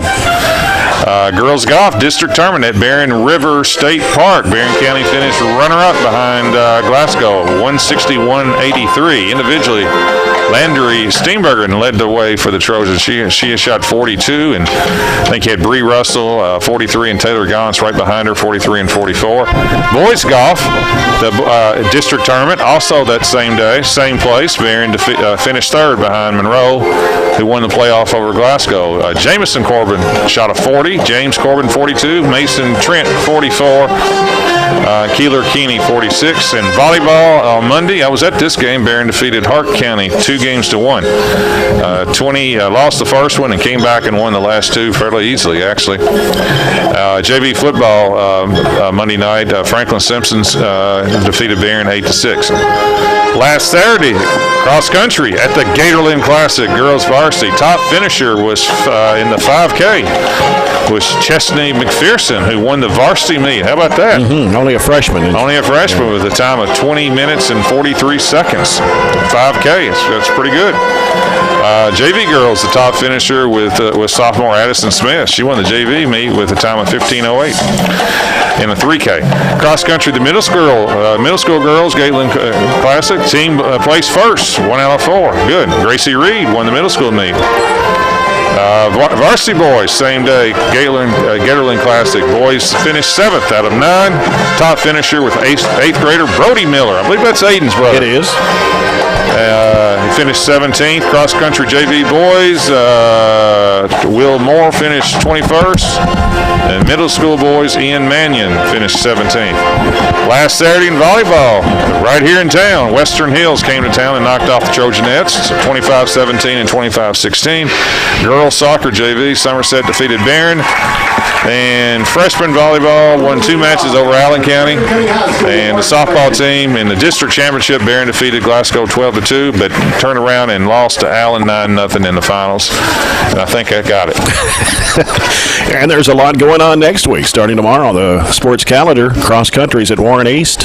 Freshman volleyball hosts Hart County. Volleyball's at Franklin Simpson tomorrow.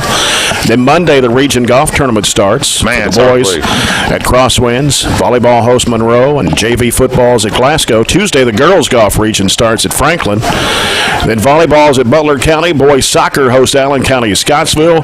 Wednesday, girls soccer is at Warren Central. By the way, the boys soccer, that was the first loss they'd had this year. That's right. That loss loss to Glasgow.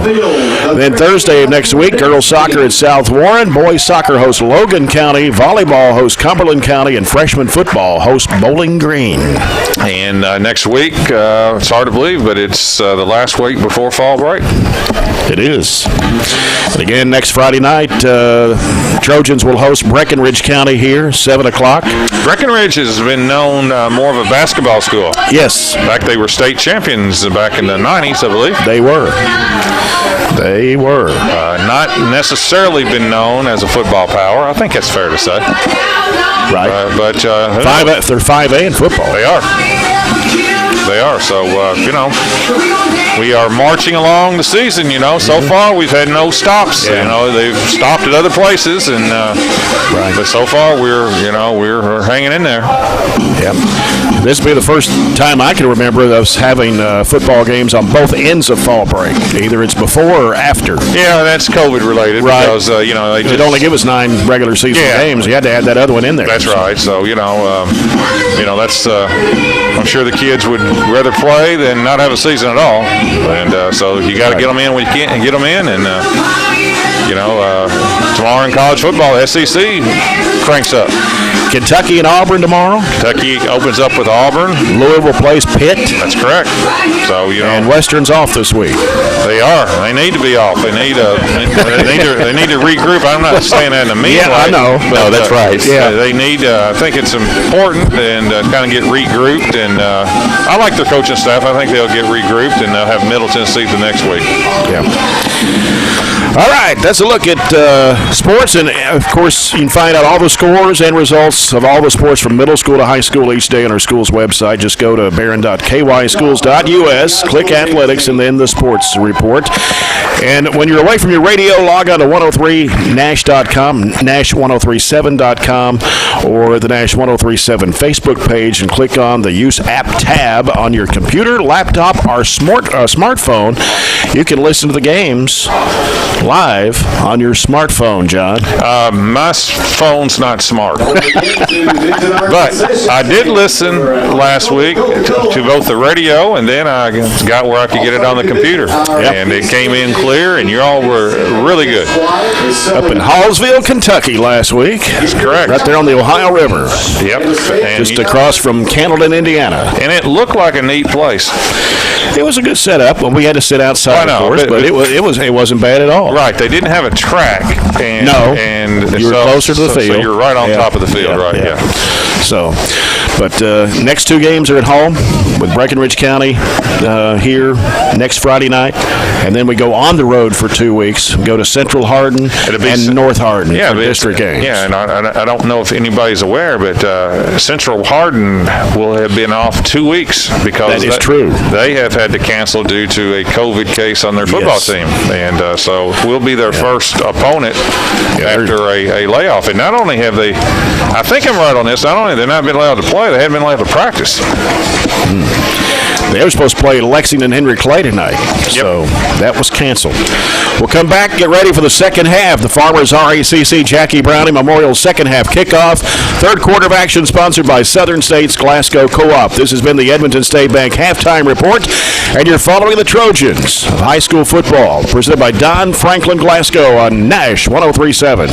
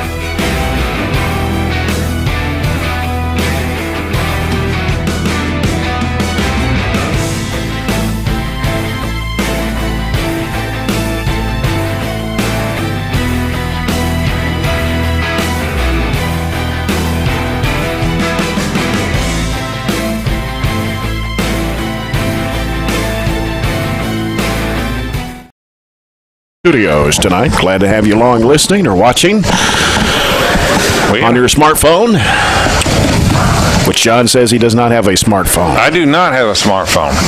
I got a smart TV, though, now. I didn't have a choice, so I went to a place, and I said, I don't want any of those things. And they said, that's all we got anymore. They don't sell those box TVs. No, I said, I don't really want them. Yeah. Said, tough luck. This is, you either get a smart TV or you don't get one. There you go. So I said, give me the dumbest of the smart ones. So that's what I got. And Chad Withrow on the sideline knows exactly what I'm talking about. He's still flip-flop. He's still got the flip phone. As long as it works. All right, Greenwood going to bring it back on the kickoff return. No. It don't look good from here. 50, 40, Gone. 30, 20, 10. Touchdown Greenwood. And that's number 24, Andrew Hatcher. And that was such an innocent kickoff. I mean, it was kind of a squib, wasn't it? Yeah, it was. And you don't expect those to go back to the house, and that was just very, very poor coverage by the Trojans, to be honest with you. How many yards? That was 80 yards? Yeah, that's discouraging. 80-yard kickoff. Because that was not supposed to happen that way, that's because that was a defensive kick. That hurts. Makes it 33-13. Now the extra point try by Smothers is good. Well, I was just getting ready to say, to get back in the game after this kickoff, you need to get a stop. And that wasn't a stop. That was not a stop. 34-13 now, Greenwood on top. And Chad, not a way you wanted the Trojans to start here in the second half. No, that's I won't say a backbreaker yet with 11:47 to go in the third quarter, but that one hurts. We've had trouble defending the kickoff all year, just to be honest about it, and that's something we're going to have to get straightened down, or we're going to cost us more than just this game, maybe. Yep. Well, what's the frustrating part is the kick was the right kick. It was not designed, to really to allow that type of kickoff return. But give Greenwood credit and give Hatcher credit. Withrow and Miley back at the 5-yard line for the Trojans. LaCruz will kick off from the 40 for Greenwood. I was talking to myself, This third quarter brought to you by Southern States Glasgow Co-op. And LaCruz. Well, maybe we'll try another. Yep. That's going to go all the way back to the 1-yard line. Here comes Withrow at the 10, 15, up to the 20, trying to get to the 25. He breaks it open, 30, 35, 40, 45. Tackled behind right around the 50-yard line, but a good kickoff return from Gavin Withrow. This is a game of kickoff returns. I've never seen so many. It's 2 kickoff returns for touchdowns, and Gavin about broke that one. Yeah. Okay. This is not exactly a film that you'd watch on kickoff defense. First down and 10 at the 50-yard line. So it's right on the 50 for the Trojans. The argument's been made by a lot of people. You see that the special teams have had issues in all levels. That's just not something you focus on because you've got such little time to focus on everything else. Good point. Trojans will bring 3 receivers to the left. 1 split out wide right, Jamison Bowie. Quarterback hands it off and struggling to get some yardage. Picks up 2, maybe 3. Yeah, I think that's Gavin Withrow. Was it Gavin again? Yeah. Couldn't tell. Tackle made by the Gators, number 50. So Gavin Withrow with 3 yards. Make it 2nd and 7. 2nd and 7 for the Trojans. It has been a while since we've had a completed pass. First play of the game. As I said, it's longer than I thought. A long while there. So we only had 1 completed pass. I might have missed one, and that's odd for us, but I'm pretty sure it's the only one we've had. Trips to the right for the Trojans, and here's Bowie. Can look, throws it across the middle, it's complete, down at the 40-yard line. Right on cue. Yep. I thought we were kind of due, and that was a little crossing route that time by Jamarcus, and good throw and good catch. And it's going to be a first down. Good for Zaxby's first down. Gain of 8. Down Trojans. That puts it at the 39. I think we're going to need some more of that. Yeah, we're going to need to. We're not out of it. It kind of seems that way just because of we've not been able to really hold them. But, we're just down 21. Mm-hmm. Got to pick the tempo up just a little bit and find the groove. Miley, Murphy, Allen, wide out to the right. And on the option pitch, goes over to Miley on the right side. Miley trying to get the first down on the far side of the field. He got inside the 30, I believe. Yeah, that was all because of the fake that time. It was a great job of ball handling by Bowie and faked that run and then made that pitch to Miley, and it's going to be another first down. That was almost a forward flip. Yeah, I was going to say it's borderline a completed pass, but I think they'll probably give him a rushing attempt. Give him 10. Yep. Puts it at the 29 of the Gators. Trojans will bring trips to the left side this time with one receiver out right. It's a great opportunity to take a shot down the field here. Mm-hmm. And Bowie. We got movement. Yeah, it's going to be a procedure on the Trojans. Very few penalties tonight, though. I have to give both teams credit. Greenwood only has one. Yep. That's our third. And one was an unsportsmanlike at the end of the play. So the game has been clean. Greenwood, no turnovers. I don't think we've had any either, have we? No, sir. First down and 15 for the Trojans. So that brings it back 5 yards. Coca-Cola scoreboard update. Open a Coke and enjoy the game. Greene County leads Monroe County 20-13. Uh-oh. Dragons going into T-ville. Yeah. Trips left for the Trojans, and Bowie hands it off. Coming to Withrow, broke a couple of tacklers, and he's going to be pulled down at the 25-yard line, a gain of 4. Actually, a gain of 9. Yeah, it was. Because it was 1st and 15. Yeah, that was a good job. Gavin's going to have to come out of the game because the helmet came off, but it was a good job of picking up some positive yardage, and that was such a good job. Greenwood just called timeout, and I think this is more of a chewing out the defense timeout, the way it looks like to me. Timeout brought to you by the People's Bank, your local community bank working for you. You don't see those timeouts very often in football because those timeouts are so valuable that you generally need to keep them, especially late in the games. But that all that timeout was is, I think, to get the defense's attention.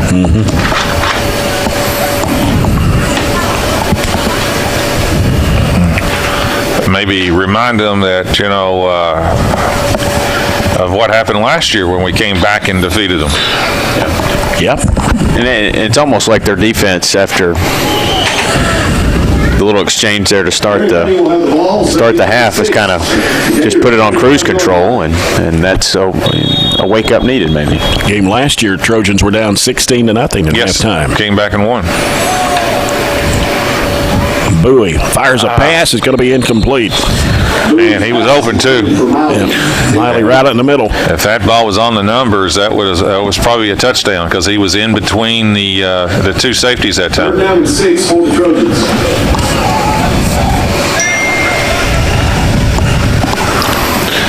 Definitely 4-down territory. Inside the 30, down 21, no question about it. 3rd and 7. Ball right on the 25. 3rd down and 6. 3 receivers left for the Trojans. Withrow to the left of Bowie. Takes the snap, goes left. Pass complete to Miley. Miley trying to break a couple of tacklers. Going to be brought down at the 20. Going to be short. Yep, out of yards. Going to be short on the play, and that was the bubble screen. Pretty good call that time because he didn't need to get it all on one time. Now it's going to be making it 4th and 1. So very manageable right here. A lot of options on what to do right here. Got a feeling it's going to be a running play. Of course, you got to watch their big linebacker and Howard, who somebody's got to block him at least. 3 receivers to the right for the Trojans. 1 receiver left. Bowie Throws, pass, flag. Incomplete, and we're going to get. It's got to be a flag. He hit him early. Hit him but before. No call. Yeah. And boy, that was a gutsy call. No, it wasn't gutsy that we went for it. Coach Jackson went for the gusto that time. He faked that dive on 4th and 1 and tried to hit the. Was that Gage Allen that went up for it? I couldn't see the number. Well, we're going to look on the replay because I couldn't either. But I liked the call. Just didn't get it done. Maybe Corbin Murphy. No, it was Gage. It was Gage? Hold on, I ran it back one too many. I'm sorry.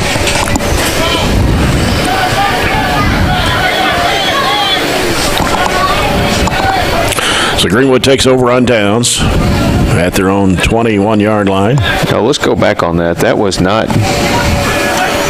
And Morrison hands it off. Getting to the 25. It was not 11. It was 19 on that 4th down. That'd so be that was Aiden Miller. Let's see. 39 on the carry. So that would have been Bennett. Trojans pick up a 5 on the play, 2nd down and 5. 2nd and 5 for the Gators. And I apologize for missing out on numbers, but I can't tell you how hard it is to pick these numbers up. It really is. And here's Greenwood. It's Oldham trying to break it open, and he'll be taken down at the 38-yard line. It would be a first down, though, for the Gators. Gained about 13. That was a good pop by Aiden Miller, and he bounced right off of him, and Aiden is down, and we'll get the stop here to see to him. 7:19 to play here in the third quarter. It's Greenwood 34, Barren County 13. Reminding you, you're listening to our broadcast on Nash 103.7, WHHT FM, Cave City, Glasgow, and online at nash1037.com. Not sure what happened. Well, what did you see from the replay? It was just a head-on collision, and Aiden tried to make the tackle and took more of a brunt of the collision.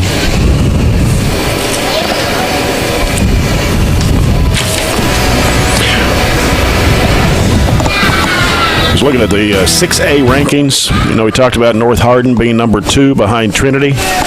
Well, 3, 4, and 5 are all Louisville schools: Mayo, Manual, and Ballard. Yeah, and it's tough right now to rank, to be honest with you. Just not enough games have been played. It's going to take a while for teams to kind of separate, but it's always safe to vote Trinity number 1. And they were supposed to play St. X tonight. That game's been moved to next Friday.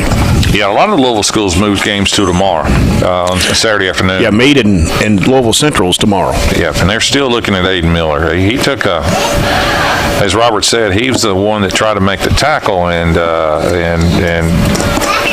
gave a good hit, but he also took a good big hit, and he's still down. And Aiden Miller's a tough kid too.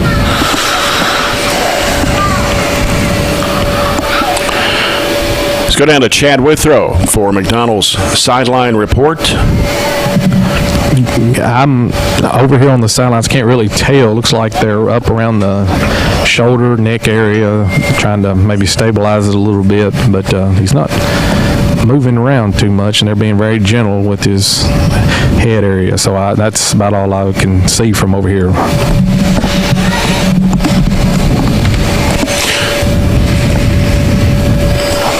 Aiden Miller, 6'2", sophomore.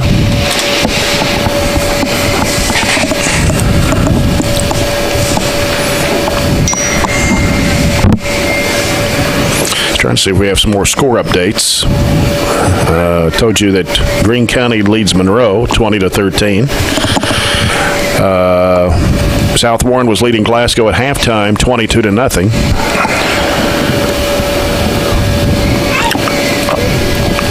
Warren Central was way behind against Russell County. Against Russell County, yeah. Russell County beat Warren East last week. Yeah, that surprised me a little bit. Yeah, and Warren East is playing, I think, Evanston County tonight. Yeah, they were actually behind 10-0 when last time I got a score.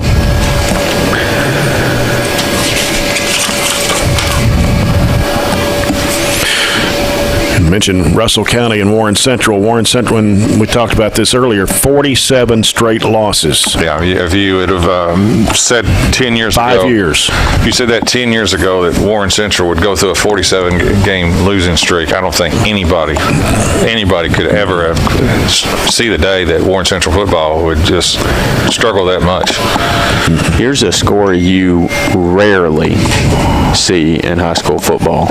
76-0. Oh, my gosh. With running clock, you just don't see that anymore. E-Town is beating Nelson County 76-0. 7:30 left to go in the third quarter. Warren East 14, Edmonson County 10. Okay. I'm still looking at Aiden. They're still there's definitely some concern with Aiden right now. I've got both our trainer and Greenwood's trainer that's looking at him. This is the tough part about it's really any sport, but football obviously more contact. That it's the one thing that you're always concerned about. Mm-hmm. I will say, he's in good hands. Dwayne Miller's been doing this for 20-some years. I mean, Jay, you've been doing this 25 here. I think Dwayne's been there every bit of it. Chad, have you got anything for us down there? I see you standing out on the field now. It's still up around. I can't tell if they're trying to take the face mask off and leave the helmet on. I don't want to speculate, too much because I'm not close enough to really know. But not much movement. I mean, I'm kind of surprised the ambulance hadn't come up. I think they're pointing at it now. So. Yeah, they took the face mask. That's what they were doing. Yeah. Went and got a tool to take the face mask off so they can stabilize it. And so I don't know if they've just told him to be still. Like I said, I don't want to say something that's not right, but they're being very, very careful with the head area.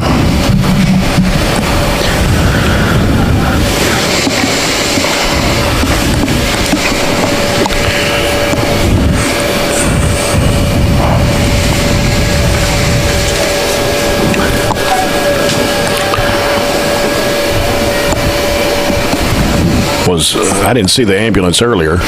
Is it parked over there? Yeah, there's ambulances here, but now they're coming out with a backboard on the gator there, right there at about the 40-yard line. Never want to see this. I don't care who or what situation. Right. It's very nerve-wracking for all of us right now.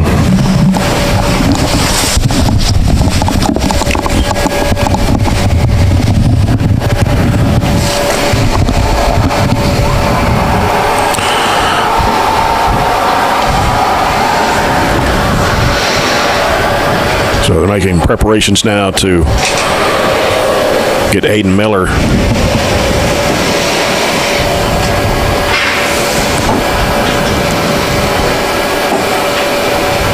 looked like he was moving his arms there a little bit ago, though. Yeah, in his leg, what I saw. Yeah.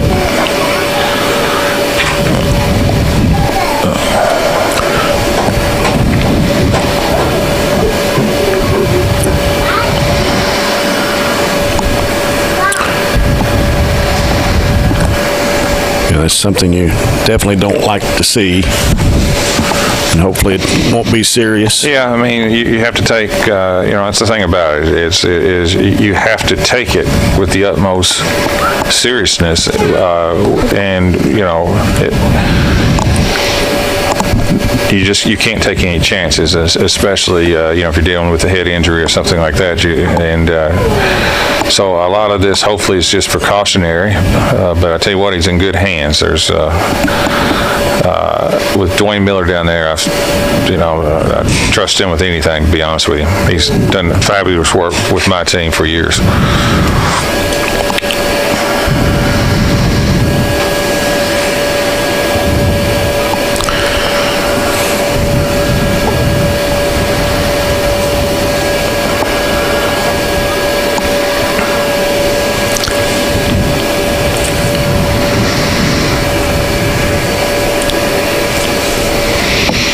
Again, we'll remind you, you can tune to 104 The Score every Monday at 4 o'clock. And that's Central Time. For the Brown Sports Bag is John hooks up with James Brown. Got a lot to discuss on Mondays. Yeah, and especially once, it was designed to be a show that promoted high school sports. And when everything was shut down for 6 months, that's not easy. And so, we try to talk primarily, if we can, about high school sports. Right. Of course, you've had a lot to talk about this past week. That's correct. Yep.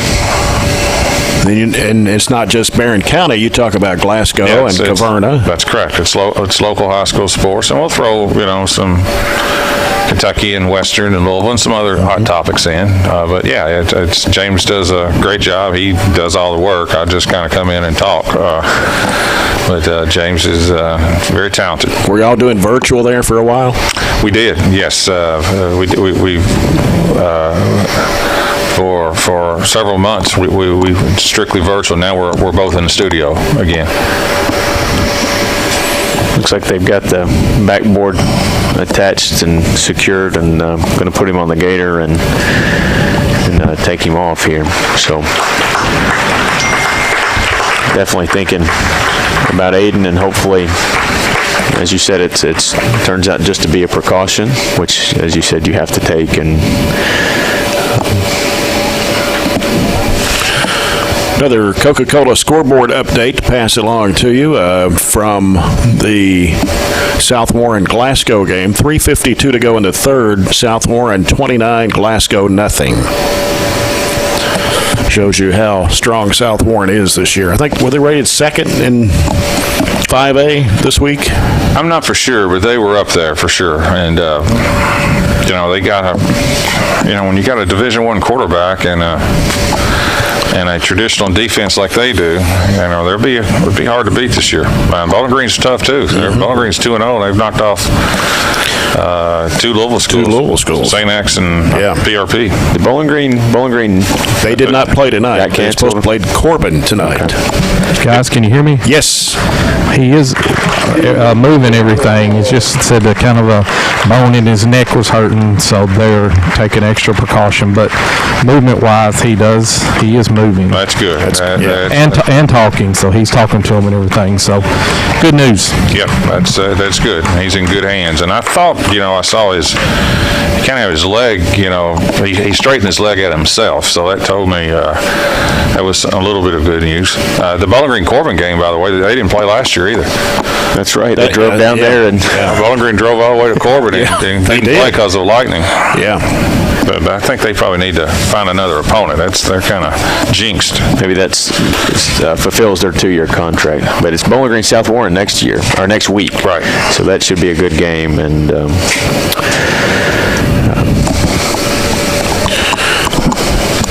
our thoughts to Aiden Miller. Hopefully everything checks out okay, and he'll be able to get back on the field. I think they're going to give him a second here to warm up, just kind of get back going. Yeah, it's 34-13. 7:19 to go in the third quarter. Greenwood, and they have, in one sense, it's almost deceiving that it's only 21 points because Barren scores have been on big plays. A kickoff return by Jamarcus Miley and a 90-yard touchdown reception off one play by Jamarcus. And other than that, Greenwood is, they're close to already 300 yards. They had 244 at halftime. And 2 of Greenwood's touchdowns have been on short runs. That's correct. Cornwell, 3 yards and 1 yard.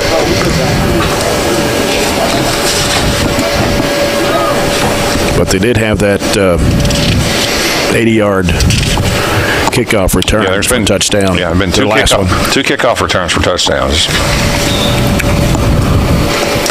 I don't think they're going to give teams very long to warm up. I mean, it's they just came out of halftime, so that's been about, what, a 10-minute delay? 10, 15-minute delay? I think the referee is calling them out right now. It'd be 1st and 10 for Greenwood at their own 38. Don't forget, next week we're at home against Breckenridge County. The Fighting Tigers coming in. And that is their name. It is Fighting Tigers. Fighting, not that's their mascot. Not Tigers. Not just Tigers, they're Fighting Tigers. Is there a difference? Depends on, I don't know. Are they worse Tigers? Are they, well, we'll find out, I guess, next Friday night. Okay. Never played them in football before. If we did, it's way back in the 70s. Well, you need to call Coach Bobby Steenbergen. Bobby Steenbergen would know the answer. Yes. But not to my knowledge we ever played Breckenridge. Here's Morrison handing off to Odom. And Odom breaking a couple of tacklers. He's still going. Spinning. Now getting hit at the 40-yard line. So a gain of about 2 on that play. Tackle made by the Trojans. Actually gave him some forward movement on that one and put it at the 42-yard line. He is elusive. Gain of 4. 12 carries, 81 yards on the night. So, he hasn't gone wild on us. He's also had a long touchdown reception, though. 40 yards. Yeah. 2nd and 6 for Greenwood, and here is Morrison. Out of the gun, takes a snap, rolling out to the right. Looking, pass is dropped. It was intended for the receiver, Will Grubber. Yeah, hit Will Grubber right in the hands. And that was a little rollout, about a 15-yard out pattern. Hit him right in the hands, just dropped it.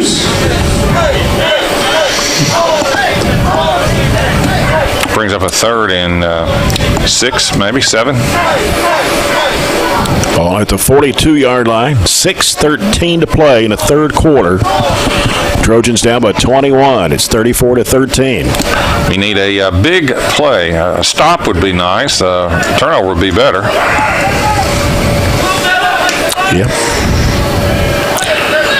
And Morrison dropping back. Now scrambling, in trouble. Going to get sacked. Good, yes. Back at the 32-yard line. Morrison will be sacked in the backfield. That was 26 for Sam Barren. Richardson. He was back there, and there was actually 3 guys chasing him down. I don't know if Sam got the first hit or not, but he was back there. Loss of 10 on the play. Forced a 4th down. Max Wright, 26, Sam Richardson. Yeah, Max Wright. Max maybe got a little pressure there. 4th down and 15 for the Gators. So now Back deep for the Trojans. it's LaCruz to punt for the Gators. Gavin Withrow to receive the punt for the Trojans. He's back at the 28-yard line.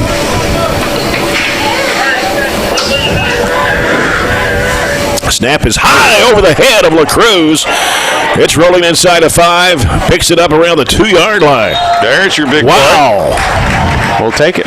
There's your Big turnover by Greenwood. It's their first turnover. Snapped it over his head, and so it'll be 1st and goal for the Trojans at the 2. That's a big break right there. Yep. Again, we were down 21 or down 16 at halftime last year. Down 21 right now. A chance to cut into the lead. And that's another special teams breakdown. I call a kickoff returner breakdown, don't you? Yes. And this is another one for Greenwood. And they got a player coming in real late. So we got 4 shots to pick up about 2 yards. Yeah.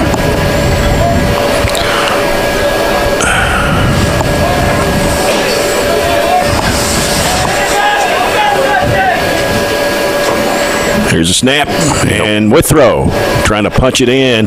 Big pile there at the 1. Yeah, that's back into the Wildcat formation, which is a direct snap to the running back as opposed to the quarterback. Got about half of it, looks like. 2nd and goal. They still got it on the 2, don't they? Yeah. Yeah, it's still on the 2. Okay.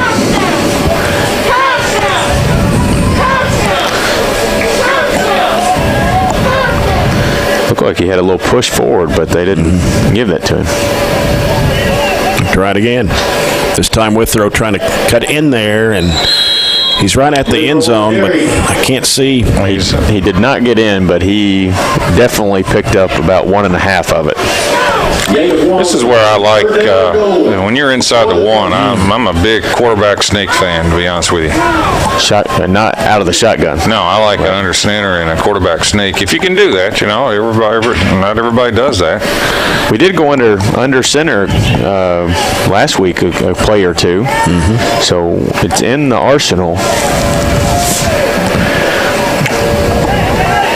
It's not going to be a quarterback sneak. No, back to the Wildcat. We'll get a timeout here. Called by the Trojans. With 3:56 to play here in the third period. It's Greenwood 34, Barren County 13. Third and goal at the 1. Actually, it's inside the 1. This timeout brought to you by the People's Bank. The People's Bank, your local community bank, working for you. Just need a little bit of a push and just kind of fall across there. Mm-hmm.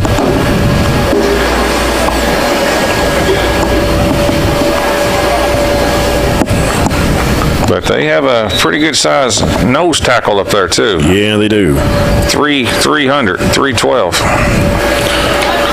Hard to push him.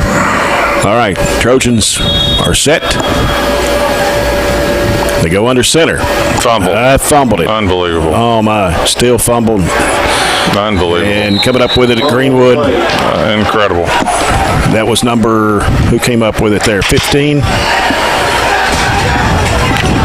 We were, again, in shotgun, and the last second we ran up to take the snap, probably to do a quarterback sneak, and fumbled the snap and turn it over. That is a killer. Yep. That is a backbreaker, to say the least. Greenwood will take over first down and 10. Gators will have it at the 1. Looked like Howard recovered the fumble. I couldn't tell if it was 15 or 16, but it would have been Howard more than likely. I'm guessing 16. Yep. So first and 10 from the 1 for Greenwood. Morrison will get the snap standing in the end zone.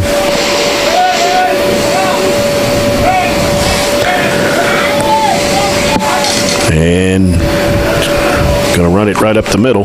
Yeah, that was a safe play. They just handed off that fullback. That's just an old fullback dive, and not a lot on there, but, did the job. Picked up about 3 on the play. Conwell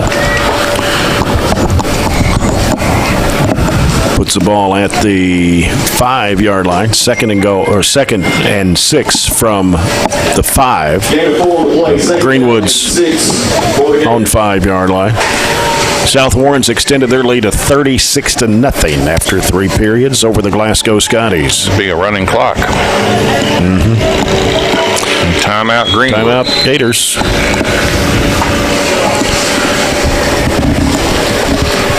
Let's go down to Chad Withrow from McDonald's sideline report. Guys, that fumble on the half-yard line is a backbreaker there. You get it down to 14 with still 15, 16 minutes to go. Anything can happen. So that's, we'll just see how these kids, I want to see how they respond to another adversity play, see if we can bow up here and stop them and get it back. Yeah, it's tough because it was first and goal from basically the 2. Mm-hmm. Had 4 shots from the 2 and couldn't get in. Yep. Tough break right there. That would have cut it to 34-19, maybe 34-20, 21. Well, Aiden Miller's our place kicker as well, so I would probably go for 2. Who's our backup kicker? I'd say we'd go for 2. Of course, we had Aiden Nyken last year. And he decided to stick with soccer, which he's very good at. He is.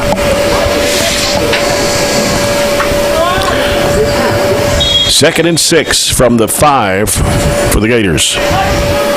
And we got offsides. Somebody jumped the gun on the line. It's going to bring up a 2nd and 1. Only our 2nd penalty. Look like our whole front 4 there bit on the hard count. All sides on the Trojans. Puts the ball at the 10. Second down and 2 for the Gators.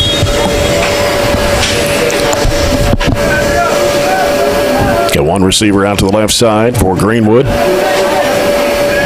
Morrison out of the gun and hands it off. It's Oldham. And that's David Oldham. Oldham still taking some Trojans with him, and he'll go up to about the 25-yard line.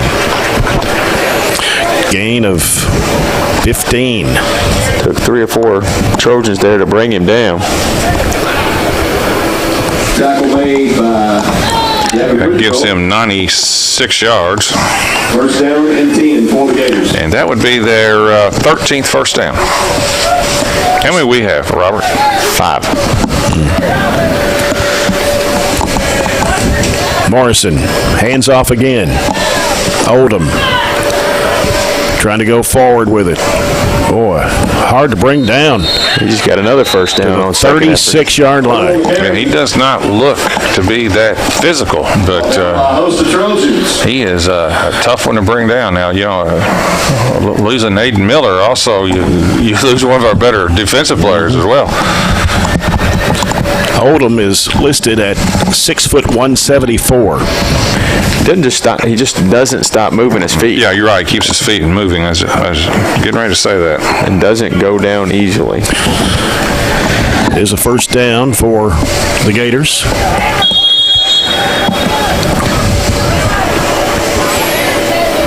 One receiver wide left.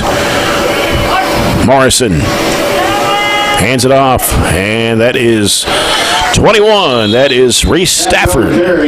Takes it across the 40 to the 42-yard line. That's Corbin Murphy hanging on right there. He may have saved a big gainer right there. He still picked up 7. Reached out with his left hand and just grabbed him and pulled him back. If not, he definitely picks up the first down and had a few more to gain him after that.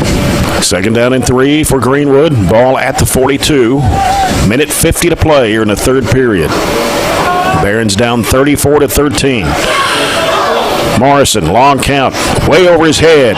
Ball's loose.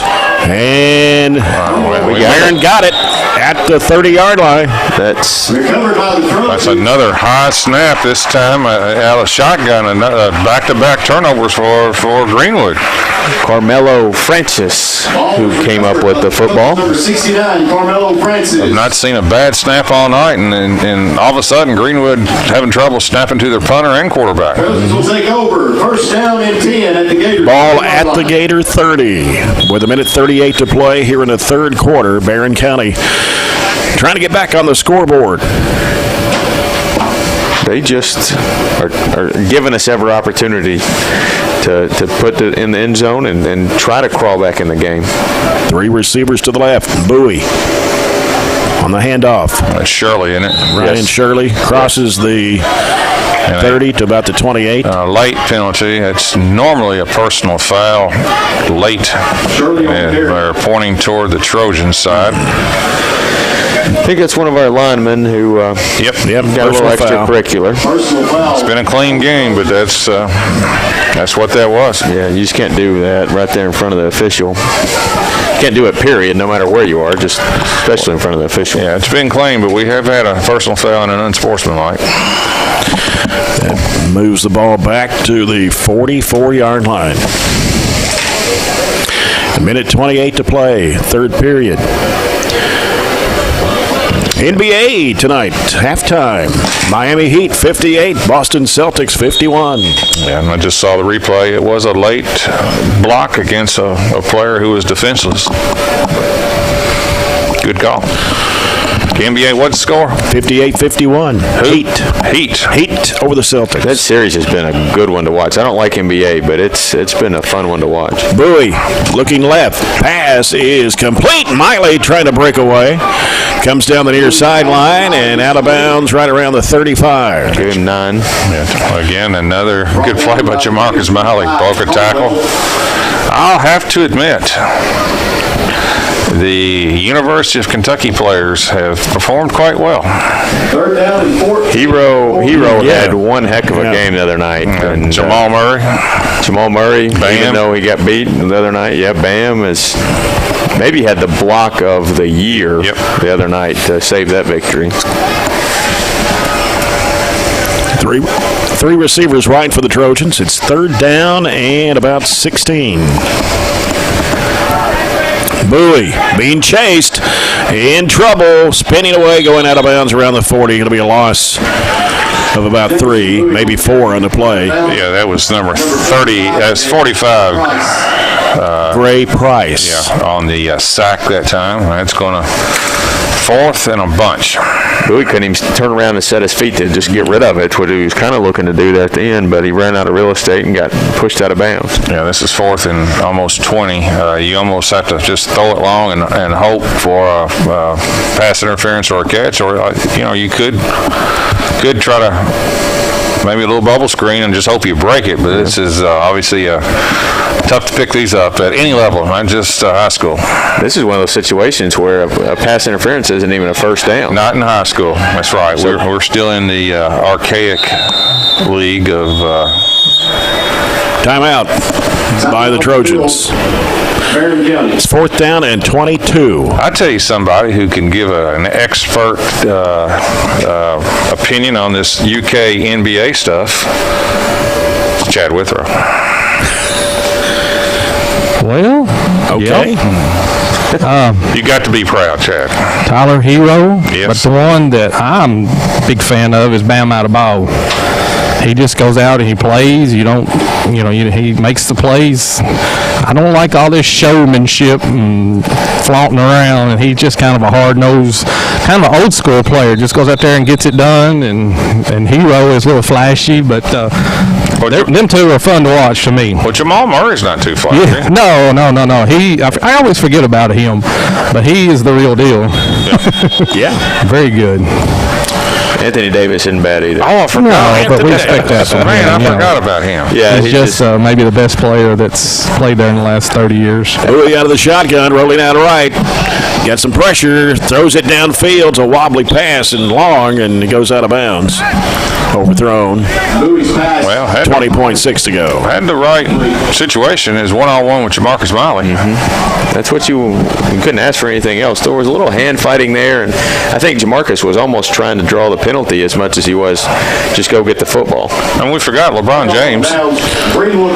He's kind of like a booster for Kentucky, right? Right, he and Cal good friends. I thought so. They used to be, but I think something happened. I'm not exactly sure. Okay, something happened. All right. I don't know what.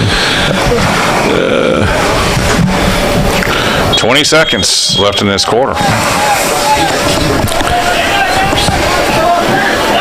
Morrison, as the Gators come left to right, and a handoff coming in there to 24. That's Hatcher.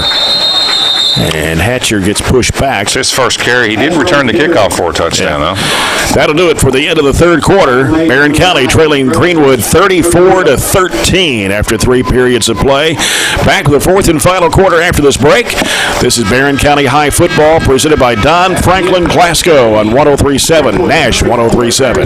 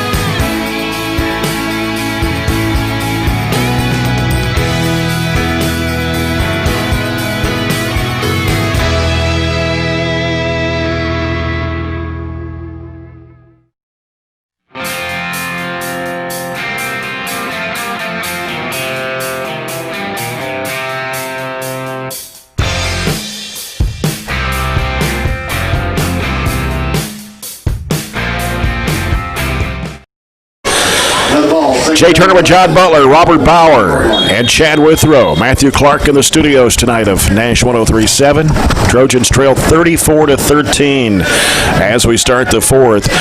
Greenwood moving from right to left, and the handoff coming to the near side. It's Oldham. Oldham getting to the 45 and still trying to go. Got away from the pile there before he got tackled. Then he gets pushed down right around the 45-yard line. Wow. I think Cody Rito over there on the tackle. Coca-Cola scoreboard update. Open a Coke and enjoy the game after 3. Greene County 20, Monroe County 19. It's a ball game. That game is in Tompkinsville tonight. Got a timeout. I think Miley's just a little shaking up a little bit. Shaking up, maybe. He's bent over. 11:23 to play. The Dragons and the Falcons. Monroe's game last week was canceled with Clinton County. Clinton didn't play again tonight. No. Metcalf, yeah. Yeah, that was canceled. Guys, yes, we were a little hard on the defense the first half, but I'd like to give them some props. They have played much better this half. The only score was a kickoff return, so they have played a lot better so far through this quarter. I agree. Yep. Here's another score. The Reds are about 2 wins away from clinching a playoff berth. So they're up 4-1 over the Twins in the 5th. It's hard to believe baseball postseason's here. Next week. Yeah. Miley walking off there. What's more than hard to believe is the Reds could be in the playoffs. Yeah, they only had to extend the playoffs to 16 teams for the Reds to get in. Their pitching's good. I wouldn't want to face them in a 3-game series. Their pitching is very good. You got Sonny Gray, Trevor Bauer, and Castillo. Yeah, 3 really good arms. If they go to the bullpen now, that's a different story. Miley with some assistance heading to the sidelines. If you got the breath knocked out of him, he did that. He got hurt the other night too, shaken up, but he came back in and played. Morrison going right, pass batted up in the air, but was not able to be recovered. Yeah, that was one of those interceptable balls. Anytime you get it deflected like that, and I think it was Corbin Murphy that made that deflection. So good job, as Chad said. Good job defensively. They just fell in no man's land and unfortunately couldn't get the interception, but we'll get a punt. Last time Greenwood tried to punt, they snapped it over the punter's head. Yeah. Unfortunately, we couldn't take advantage of it. Gavin Withrow back to receive the punt for the Trojans. And LaCruz will get this one away. And rolls down inside the 10-yard line down to the 9. He's had 2 punts right there in the 10-yard line vicinity. That didn't look like a great punt, but he got the turf roll. About 55 yards. 11:03 to play. It's 34-13. Greenwood on top. It's a good weapon to have when your punter can pin you within the 10 both times he's kicked it.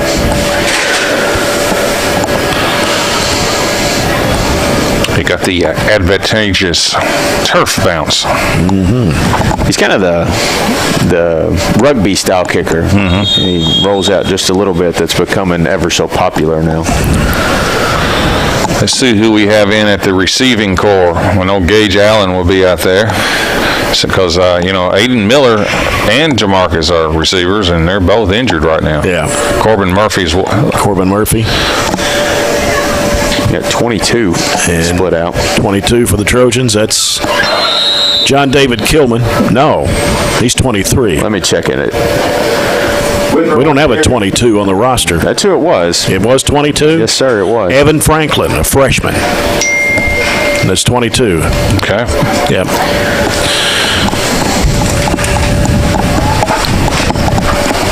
I think he was added on later or something. Glasgow loses to South Warren tonight, 36-0. It's not a disgrace to lose to South Warren. 2nd down and 7. Ball is at the 12. South Warren, very good football team. It's coming to the left side of the field.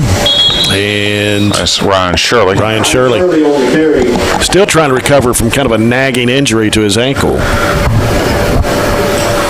I know Coach Arnett talked about nagging injuries this week with some of the players. 3rd down and 4 for the Trojans. Ball is at the 15. And if we don't get it, we're going to punt, and that's another Aiden Miller responsibility too. It's like who does the punting duties? I'm guessing the quarterback. And Bowie takes the snap. He's looking, throwing it left side. It is through the hands of the receiver. That was intended for Gavin Withrow. The far side of the field, so it's going to bring up 4th down and 4. Would not have been a first down. It's been short, so we're going to have to. I was going to say we're going to have to punt. Don't have to, but we're going to. It looks like Shirley. Is it Shirley? Drop back down there at the end zone in the punting formation. Set to punt for the Trojans, number 24, Ryan Shirley. Back deep for the Gators, number 4, Odom. And David Odom back at the 42 for the Gators. It's a dangerous return guy to short field. Snap high into the end zone and went over Shirley's head. And he's going to be tackled in the back of the end zone. Safety for the Gators. Yep, Robert was foreshadowing trouble right there. We had a lot of, when you got some key players out, like Miley is out and Aiden Miller is out, that also affects your special teams because they both play special teams. And I'm just not for sure how anybody has a chance to. It's hard to work on special teams. It's really hard to have your subs come in and replace people on special teams, to be honest with you. And that's kind of, the snap was high and went through Ryan's hands and into the back of the end zone. So it'd be a free kick right now, and Greenwood will keep the ball. Yeah, I mean, maybe one time at the very end, going through special teams, you say, okay, the second guy to punt, but you probably don't send a second team out there at all. Well, yeah, it's hard to practice backups, I would think, just time-wise, because the reason why I say that, you can watch. We've seen blowout games where you're up 40-0 or down 40-0, and the team is up 40-0. When they have to punt or whatever, they send their starters back in. Right. Right.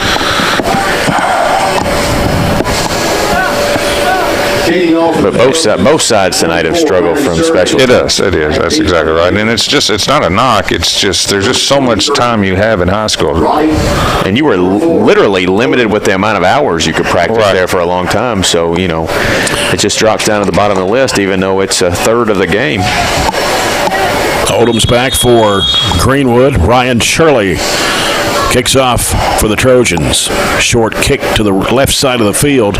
He fair caught it. Yeah, at the 50. That was number 7, Parker Scott. Fair catch signal by number 7 of the game. He raised his hand to fair catch and then caught it. And nobody blew the whistle, so he kind of took off running, and it took everybody a second to react. You're not used to a fair catch on a kickoff, even though that was a free kick. So Greenwood will have it at their own 49-yard line. It is 36-13 after Greenwood scored the safety with 9:16 to play. There have not been very many instances tonight where Greenwood has had bad field position. They've taken over around midfield or better on almost every one of their drives, haven't they? The only time they took over at the 1 when we fumbled at the goal line. That's it. But you're right. Other than that, they've had good field position.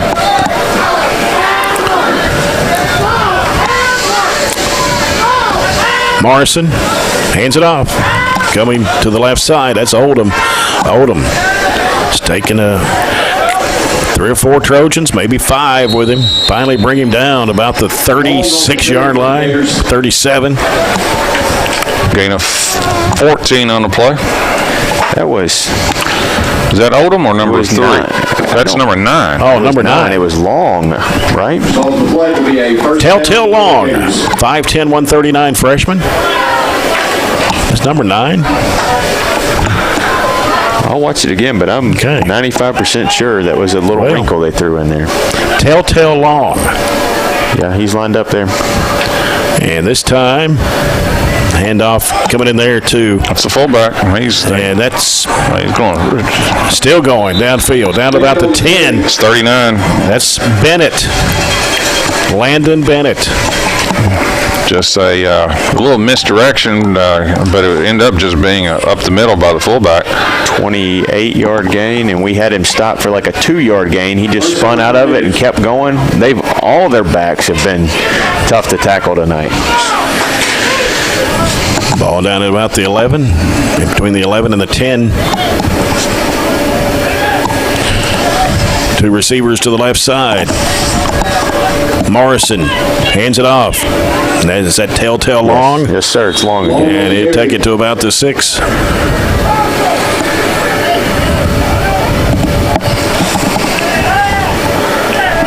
Just a freshman, 5'10".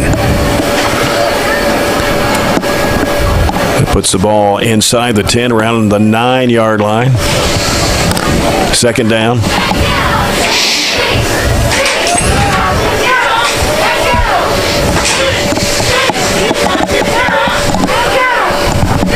And Morrison hands it off right up the middle. It's Bennett again. Yeah, boy, he's a load to bring down. At about the 3.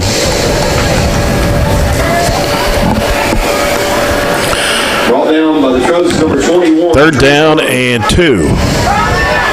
It was 32 for the Trojans on the tackle. It's Caden Murray.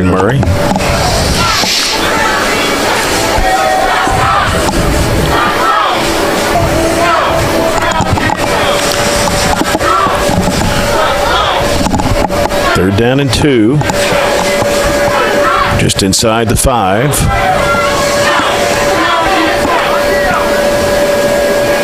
And here's the handoff. It's a new one. 33. Inside. 33. Cody Riney. Just checked in the game. Cody Riney. 6'3", 215. The play will be a Gators touchdown. 3-yard run for the TD. Cody Riney. 6'3" senior. Makes it 42-13. Drew Smothers for the extra point try. And it bobbled it. In trouble to try to get rid of it. Nothing happened. Yeah, there's another bad snap, another special teams situation. I'm sure Coach Howard and Greenwood's going to have to try to clean up. So it's 42-13 now. Greenwood with 6:57 still to play. Of course, an injury to Aiden Miller. Halted play for some 15 minutes or so. Stay tuned at the end of the ball game for the CPC Commodities post-game report. Breckenridge County here next Friday night, 7 o'clock.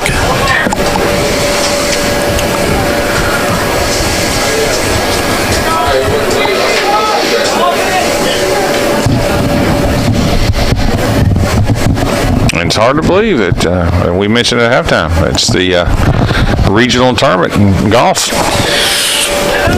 coming up. Yes, Tuesday. Monday for the boys, Tuesday for the girls. Is that right? Yep. Set to kick off for the Gators, number 96, Drew Smothers.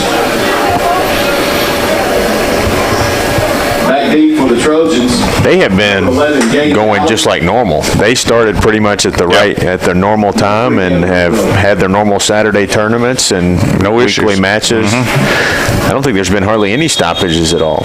And they started what, July 31st? Yep. Smothers. As this one's going to be picked up at the 15. That was Gage Allen. Gage Allen on the kickoff return. I believe that's the first one he's had this year. To about the 26. We may see some new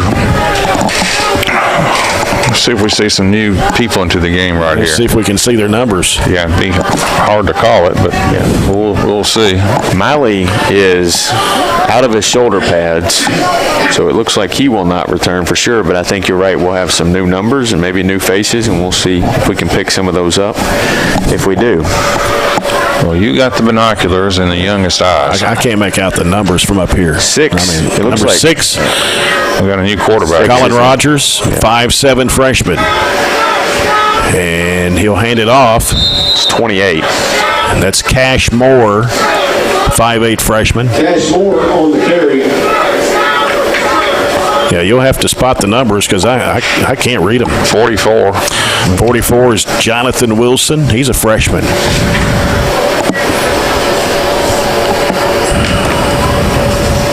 Is there a 41 out there? Brooks Browning, 5'9" freshman. 56, 70, 65. Jonathan Bradshaw in the backfield. The quarterback is Rogers. Play clock's at 5. Snap, Rogers, handoff. That's Bradshaw, isn't it? Donovan, Bradshaw. Bradshaw on the carry. Yes, you're right. Made by the Gators, number 50. Roar. I think Will Childress, one of our quarterbacks, is still injured. Yeah, he's not dressed. He's not dressed. We've got Mr. Childress in class. That's how I have that inside information. It's 5'10" sophomore. You mentioned, what number was that a minute ago? Riley DeGroff, 56. 70 is our center. 70 is Caleb Cleveland, a junior. Snap comes to Rogers. Throws left side. Pass is complete. It's caught by 31. And 31 is Carter Browning, 6-foot freshman. Pass to Carter Browning is complete. I think Mr. Carter Browning is son of Jared Browning. And I think Jared Browning was on the only team to win a playoff game for the Trojans. It was back in 85. Does that sound right?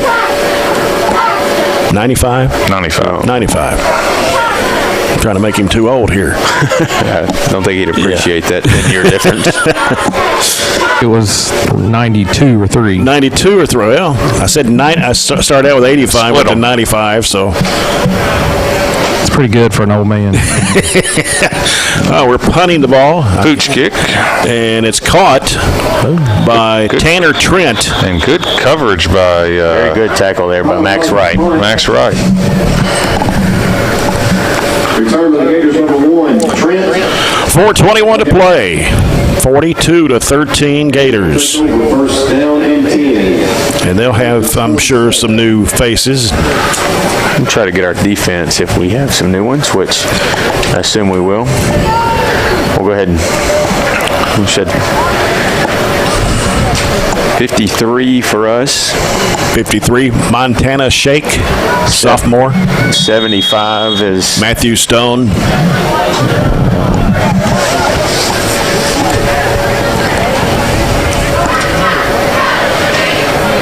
Be nice if we wear different jerseys next week. Here's a handoff, 14. Well, their new quarterback's number 18. New quarterback is James. Yeah, that's why. Sochley. Yeah, I'll let you try that. Sochley. Does that sound about right? Sochley. Going to be a penalty, 5 PA yard. announcer Joey Bunch. What do you pronounce that? James Schlotchley. 18 for Greenwood. Salchley? Salchley. I don't know. We didn't get pronunciations before we went on the air. 21 for us is Trig Carver's 21. We'll get another couple in a minute. It's a good-sized quarterback. Hand off to 14 there for Greenwood. That's Jalen Brock, 5'10", junior. Looked like he was 33 for the Trojans on the tackle. 33, Gabe Wheeler. As well as 21. 21, Trig Carver. It is 2nd down and 12 for Greenwood with 3:38 left to go in the ball game. The Gators leading 42-13. We get 33 in there. 33 for us. Yeah. That's Gabe Wheeler. I'm sorry, we did. And Schlossley. Hands off. That's Telltale. Telltale running downfield. Trying to. Gets caught from behind. Dragged down by our safety there. That was number 16? Yes. 16 is Logan Truitt. Gain of 34 on the play. I think we've got everybody. So Telltale Long getting the first down for the Gators. We come down to 3 minutes to play in the game.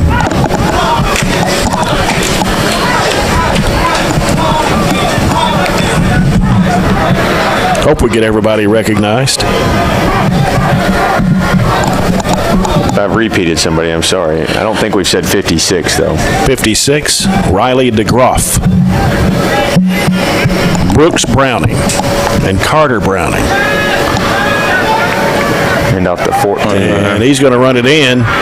Is he going to be stopped? Nope, he got in, didn't he? Touchdown, Greenwood. Yeah, Blackburn tried to drag him down from behind. 14, Jalen Brock. Didn't. Gain of 18 and a touchdown. That will be with 2:30 to play. That will be a running clock. Jalen Brock. And that was, what, 18 yards? Mm-hmm. And that makes it 48-13. And Smothers. Well, then we got to make it 49-13 because it has to be 36. And his kick is up. Good. And it's good. So for 2 minutes and 30 seconds left in the game, we'll have a running clock. Well, disappointing. I mean,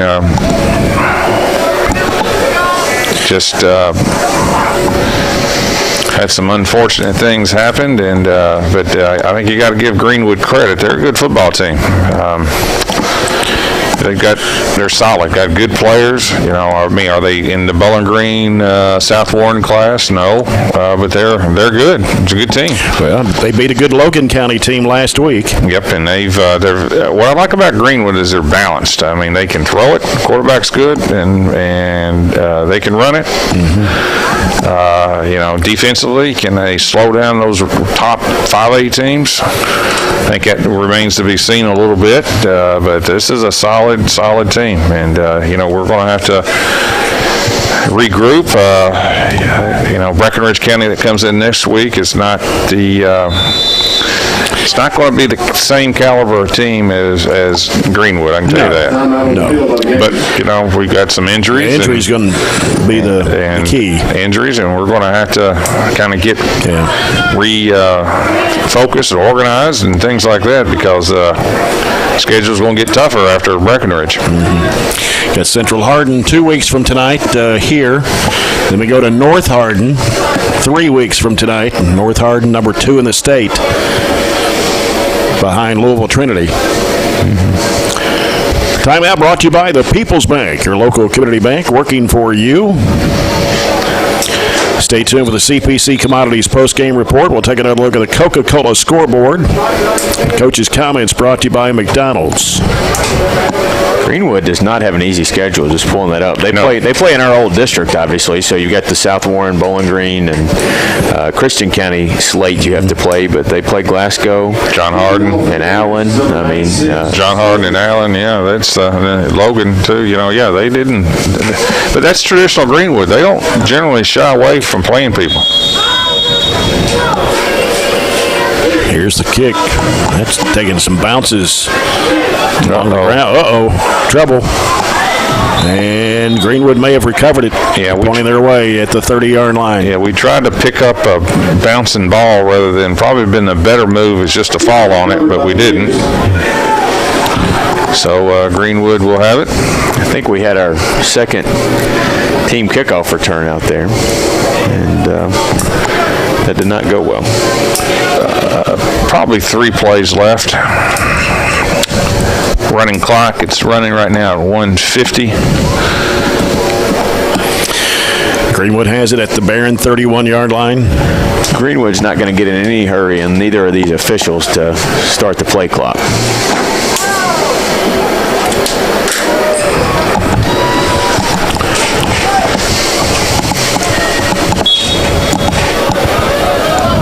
Quarterback James Slotchley.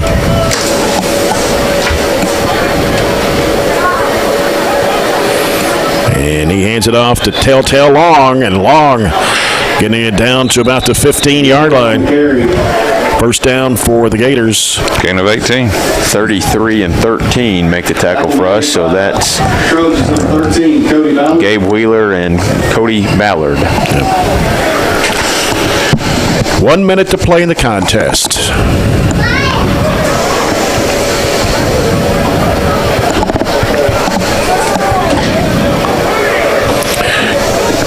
Greenwood will go to 3-0 on the season. The Trojans will fall to 1-2. Could take a knee.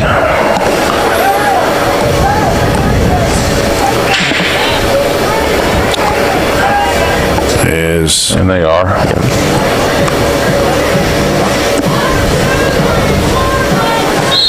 And that will do it right there. His last snap. And Greenwood wins 49-13 over Barren County tonight.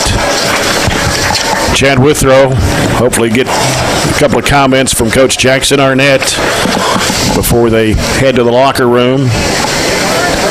Chad's out there now with Coach Jackson Arnett. Hold on, he's going to say something to their coach. Okay. I'll give him just a second. All righty. Tough night for the Trojans. Injury to Aiden Miller. Jamarcus Miley also went out with an injury. And hopefully both those guys will be back soon. Two key players on the Trojan football team. So we head to next week with Breckenridge County